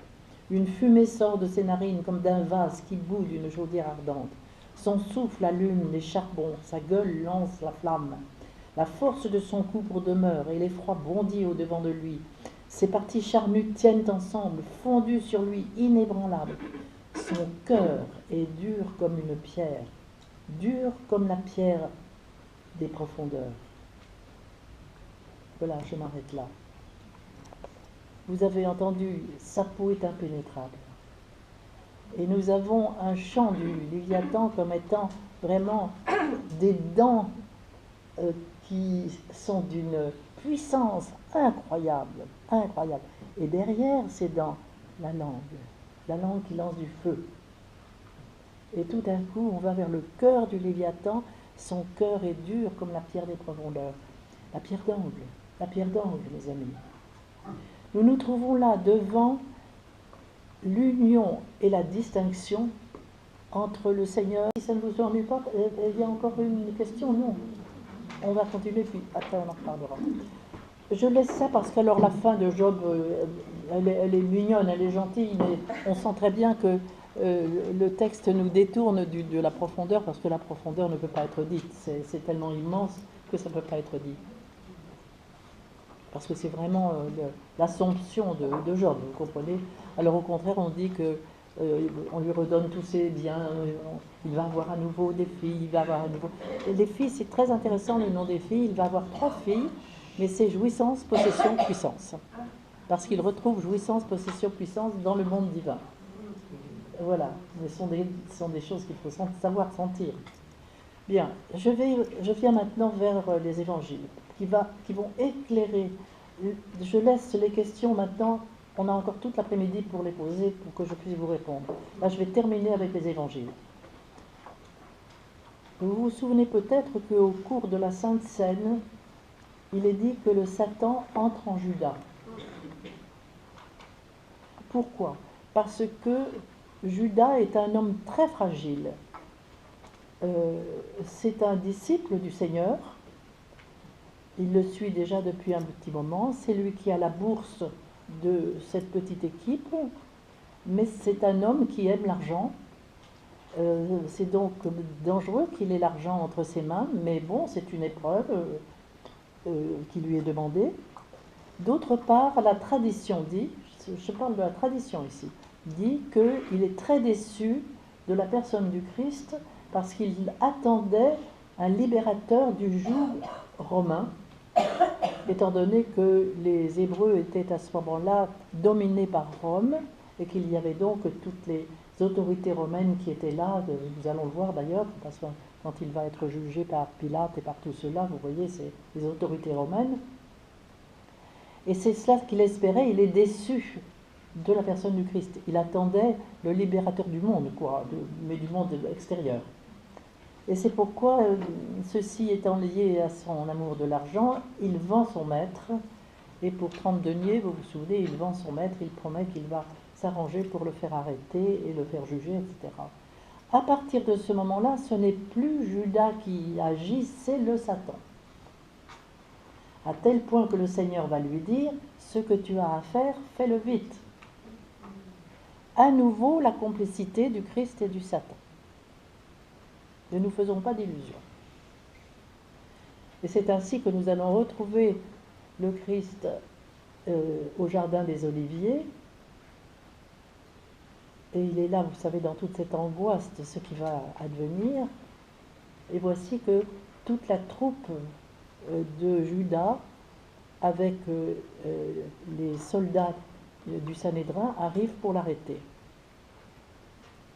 Et le Christ reçoit à ce moment-là le baiser de Judas, le baiser du séraphin, le baiser du Satan.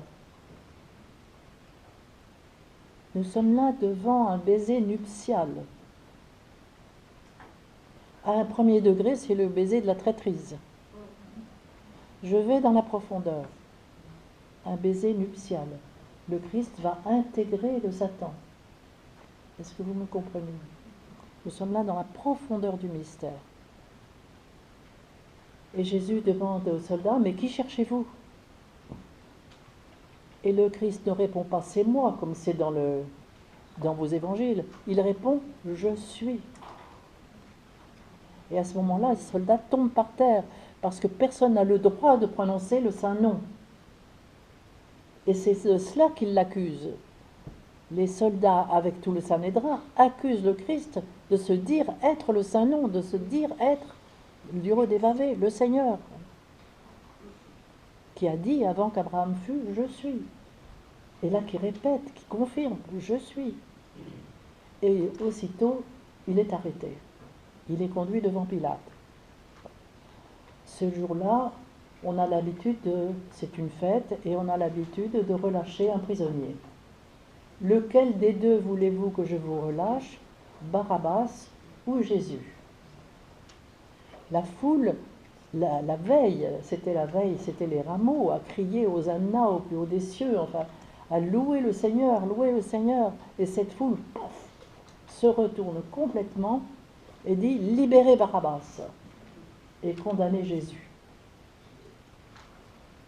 À un premier niveau, la traîtrise, exactement comme Judas, n'est-ce pas? À un premier niveau, la foule est traître. À un deuxième niveau, la foule a raison. Pourquoi? Écoutez bien le nom de Barabbas.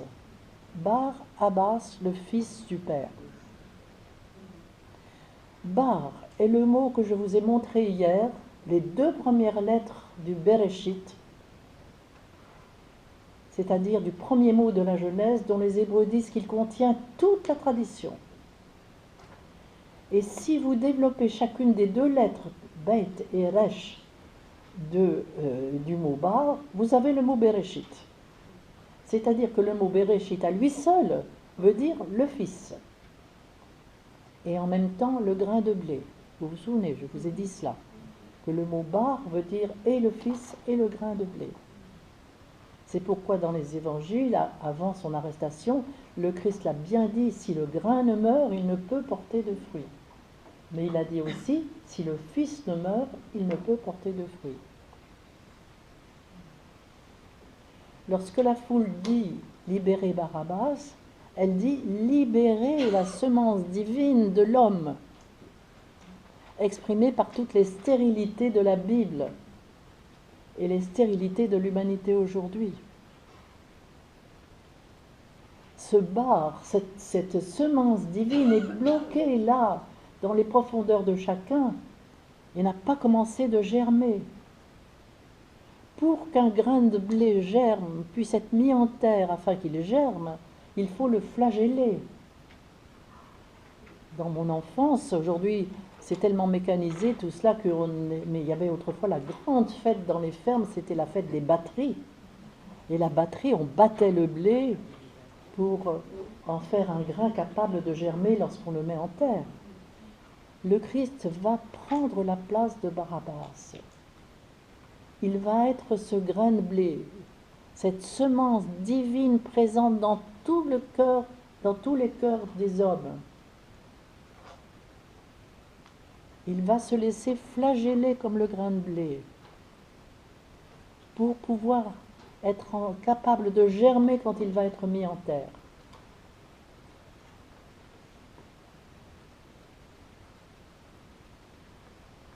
Et c'est ainsi qu'on lui enlève son manteau, on le dépouille, on libère le grain de sa balle, on le dépouille, il meurt sur la croix, l'ultime terre accomplie, il est devenu le Yod-Hé-Vavé qu'il était, et il est devenu, et il l'était, et il est mis en terre. Et il descend dans les derniers enfers de l'homme pour y rencontrer le Satan. Voilà ce qui n'est pas dit dans les évangiles, voilà ce qui est dessiné dans les icônes, voilà ce qu'une tradition orale discrète dit. Le Christ aux enfers va rencontrer le Satan. Et c'est cela qui est redoutable pour lui, redoutable. Il lutte presque comme avec lui-même, puisque nous avons vu cette complicité entre les deux, cette union entre les deux. Il est comme dans le cœur du Léviathan, nous l'avons vu, n'est-ce pas là? Et il va avoir à intégrer cette dernière énergie. Nous avons vu que pendant sa vie publique, il a intégré tous les démons de l'humanité. Je vous en ai parlé, n'est-ce pas? Il est descendu dans les enfers de l'humanité pour libérer les hommes de leurs démons. Et là, il se mesure au Satan. Il se mesure au séraphin prodigieux. Il répond à ce qui est dit au 3e chapitre de la Genèse, lorsque Dieu parle au Satan qui a donné le fruit sous le symbole du serpent, vous vous souvenez, qui s'est fait passer pour le Seigneur et qui a donné le fruit à Adam. Le Seigneur parle au Satan et lui dit: une inimitié je place, vous vous souvenez, je vous l'ai raconté, c'est le nom de Job. Voilà la réalisation du nom de Job. Mais je vous rappelle ce qui est dit: une inimitié je place entre toi et Isha, entre sa semence et ta semence. Toi tu l'écrases au niveau du talon, c'est la blessure au pied de toute l'humanité. Mais la semence de Isha, pas la semence de Isha, oui, mais la semence de Isha, je veux dire, t'écrase au niveau de la tête. Isha, c'est Marie, et c'est la grandeur de Marie. Et la semence de Isha, c'est le Christ. Bar, la semence. Voilà. Le Yod, de Yod-Hé-Vavé. Et la semence de Isha t'écrase au niveau de la tête. Dans la matrice du crâne, avant d'intégrer le Satan, le Christ écrase la tête diabolique du Satan. Cette tête artificielle, cette tête qui n'est pas ontologique, cette tête qu'il s'est donnée pour écraser l'homme. Et le Christ écrase cette tête. Il ne l'écrase pas à notre place, mais pour que nous puissions le faire. Car nous vivrons la matrice du crâne. Après la mort, sûrement, mais nous vivrons la matrice du crâne. Le Christ le dit nettement à Pierre, qui veut le suivre toujours, et le Christ lui dit: aujourd'hui tu ne peux pas, mais un jour tu vivras aussi le baptême vers lequel je vais.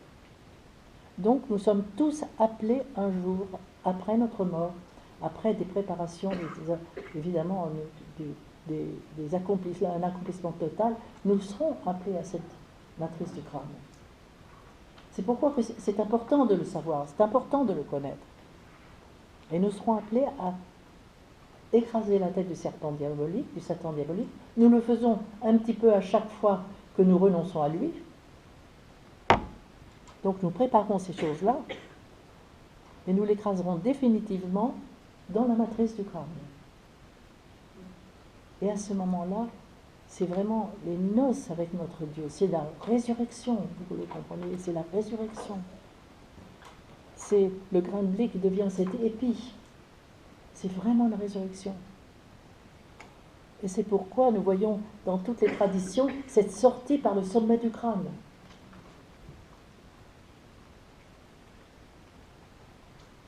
Voilà, mes amis, ce que je peux dire en m'appuyant sur la tradition. Comprenez bien que je n'invente rien là. En m'appuyant sur la tradition, mais vous voyez combien le livre de Job nous y préparait. C'est pour ça que j'appelle ce livre de Job un livre pré-messianique. Parce que le nom de Job porte vraiment toute cette histoire finale, là. Et d'autre part, il nous fait passer par les trois matrices, la matrice d'eau, la matrice de feu et la matrice du crâne. Vous voyez? Mais la matrice du crâne, c'est ça. Dans cette matrice, qui est vraiment la naissance du feu de l'Esprit Saint, là, à ce niveau-là, c'est là que se passe ce grand, grand mystère de l'écrasement de la tête diabolique du Satan et de l'intégration de la dernière énergie, l'énergie chérubin, séraphin. Alors, c'est la résurrection. Et toutes les traditions connaissent le mystère de la résurrection. Je me trouvais chez les Amérindiens un jour à parler avec un médecin man toute la journée. Et je lui ai dit, mais pour vous, est-ce que la résurrection existe? Il m'a dit, mais madame, nous sommes tous des ressuscités ou nous ne sommes rien. Vous voyez, tous connaissent la résurrection, tous le savent. Et c'est magnifique, c'est vraiment magnifique. Voilà mes amis, moi je vous ai dit ce que j'avais à vous dire. Je sais que vous êtes très remués, très bouleversés, peut-être scandalisés, je n'en sais rien. Mais que votre scandale ne soit pas négatif, que votre scandale vous fasse prendre conscience de l'éloignement que nous avons encore de tout ce grand mystère. Donc ça nous remet à notre place, voyez-vous. Nous sommes loin, loin, loin encore de ce grand mystère. Peut-être beaucoup plus près que nous ne pensons. Peut-être beaucoup plus près que nous ne pensons. Mais apparemment, c'est tellement immense. Vous savez, c'est un peu comme ces étapes de croissance. On a l'impression que jamais on ne va comprendre ces choses, puis tout d'un coup, ça s'éclaire.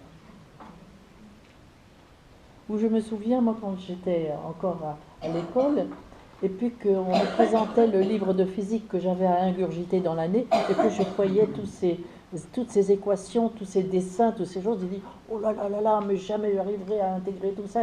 Et puis à la fin de l'année, c'était clair comme de l'eau de roche. Et ça s'était fait, pas tout seul bien sûr, mais enfin tellement vite. Et c'est un petit peu ça, vous voyez. On se trouve devant quelque chose d'énorme, on a l'impression que jamais on y arrivera. Et c'est peut-être beaucoup plus proche que nous ne pensons. Vous voyez. Seulement, je crois que c'est important de connaître le chemin. Si aujourd'hui cela nous est donné de le comprendre, de pouvoir en parler comme nous en parlons, de pouvoir aller chercher l'hébreu, parce que c'est l'hébreu qui cache tout ça. C'est l'hébreu qui cache tout ça. C'est pourquoi je raconte dans un de mes livres, je ne me souviens plus lequel, qu'un jour je me promenais dans les rues de Jérusalem et je me disais, mais pourquoi les Juifs n'ont pas reconnu le Christ? Mais pourquoi ne l'ont-ils pas reconnu? Et j'ai eu une réponse, j'entends pas des voix, c'est pas des voix, mais une réponse intérieure, mais nette. Ils sont les gardiens du trésor. Ils sont les gardiens de la langue, du verbe. Toutes nos langues sont absolument nulles par rapport à cette langue-là, qui est une langue divine vraiment. Et vous voyez, quand je vois l'hébreu par rapport à ce qui est traduit de tout cela, mais c'est navrant. On voit bien que les traducteurs, encore une fois, ou n'ont pas voulu, je n'en sais rien. Alors là, peut-être que c'est Dieu durcit le cœur de Pharaon, et c'est très possible, vous voyez. Ou bien, il n'était pas capable encore de le... C'est pas que je sois meilleur, ça n'a rien à voir avec être meilleur ou pas, c'est que les temps sont venus. Et vous voyez, les temps sont venus, et qu'il y en a un ici, un autre là, etc., qui est en train de découvrir, voilà, les choses sont en train, on découvre le trésor, exactement comme on est en train de découvrir dans les grottes et dans les jarres enfermés dans les grottes, des écrits hébreux qui étaient tous brûlés par l'occupation grecque, et les Grecs vont tous brûler les livres. Alors ils les ont gardés, et aujourd'hui c'est en train de sortir ces livres-là. Vous voyez? Aujourd'hui on est en train de retrouver tout ça.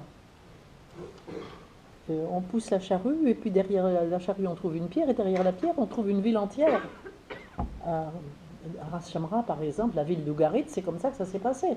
Un paysan qui a poussé sa charrue, arrêté par une pierre, et derrière on a trouvé une ville entière avec une bibliothèque. Et avec des alphabets différents. Voyez-vous? C'est fou. Et ça s'est passé, ça, tout de suite après la guerre, en 1947, je crois, si je me souviens bien, la découverte d'Ougarit. Voyez-vous? C'est vraiment le temps vraiment de découvrir tout ce qui a été caché. Parce que nous sommes près d'une énorme mutation, mes amis. C'est ça qui nous est dit, c'est que nous sommes près d'une énorme mutation. Alors c'est pour ça, ne soyez pas scandalisés par ce que je vous ai dit, mais que vous soyez arrêtés parce que ça vous paraît énorme, je comprends. Mais dites-vous que dans la prière, il va y avoir une intégration de cette connaissance. C'est une connaissance qui vous est donnée par l'extérieur. C'est ça le danger, vous comprenez? Je vous l'ai dénoncé hier, le danger. Il faut que cette connaissance, maintenant, vous la fassiez naître par l'intérieur. Elle va venir confirmer ce que je vous ai dit par l'extérieur. Mais il faut la faire naître par l'intérieur. Donc vous ne pouvez pas sortir indemne de ce stage. Vous avez à vous engager dans ce travail avec toutes ces énergies intérieures potentielles qui vous attendent pour que petit à petit tout ça se dégage, et vous comprendrez ces mystères. Vous comprendrez. Il ne s'agit pas de les comprendre intellectuellement, il s'agit de vous entrerez dans ce mystère. Moi, je suis émerveillée, mes amis, émerveillée, bouleversée par ces mystères. Je voudrais vous faire passer mon émerveillement. Je ne sais pas si Bertrand Vergely est venu vous parler ici. Il n'est jamais venu ici, Bertrand? Il n'est pas venu ici Il vient en France. Non, parce qu'alors lui, pour faire passer son émerveillement, alors il... ça pète de tous les côtés. Je suis vraiment touchée par lui, infiniment touchée. Parce qu'il a compris aussi toutes ces choses et il est dans un bouleversement total. Il essaye de le faire passer à tout le monde. Il a été appelé au Japon là, dernièrement pour aller porter tout ça. Cette chose-là. C'est ça, mes amis, la bonne nouvelle. Vous comprenez? C'est ça. Ce n'est pas que l'Ancien Testament n'est pas la bonne nouvelle, mais bien sûr, mais elle est encore cachée derrière les lettres hébraïques, vois-tu. Et alors que chacune des lettres est un aspect du Verbe. Le Christ est le Verbe. Le Christ est le Verbe. C'est pour cela, voyez-vous, que le Christ est présent dans toutes les traditions du monde. Dans toutes les traditions du monde. Si un Bouddha a pu vivre son illumination sous le Banyan 600 ans avant la naissance du Christ, c'est parce que le Christ a vécu les enfers du Golgotha. Si tout l'Ancien Testament a pu être, c'est parce que le Christ est de toute éternité présent, et aujourd'hui encore. C'est cet instant qui est au-delà du temps, au-delà de tous les temps. Il est l'instant, au-delà de tous les temps. Et c'est certain que si on l'enferme dans son historicité et qui n'est donné qu'aux chrétiens, et que le salut n'appartient qu'aux chrétiens, mes amis, il y a de quoi hurler. Vous comprenez? Hurler. Et le Christ est pour tous. Depuis la plus haute antiquité jusqu'à aujourd'hui et demain encore. Vous me comprenez bien? Et dans toutes les traditions, et dans toutes. Il faut enfin ouvrir à l'ouverture du cœur, la vision du cœur, vous le comprenez? Enfin. Voilà, je me tais. Non. Donnez vos bravos pour là-haut, je veux bien, mais moi je suis seulement, je reçois. C'est vrai, je reconnais, je suis bien obligée de reconnaître que je reçois et je donne, mais je ne suis que cela. comprenez bien, c'est pas moi qui parle, c'est voilà, à travers ce canal, c'est tout. Seulement le canal doit vivre les choses, sans ça il ne peut pas vous le dire, ça c'est sûr. Je ne pourrais pas vous dire ces choses si je n'essayais pas vraiment de le vivre. Bon, c'est la seule chose que je puisse dire, mais sans ça, mes pauvres amis, je suis en route comme vous. Hein. Voilà.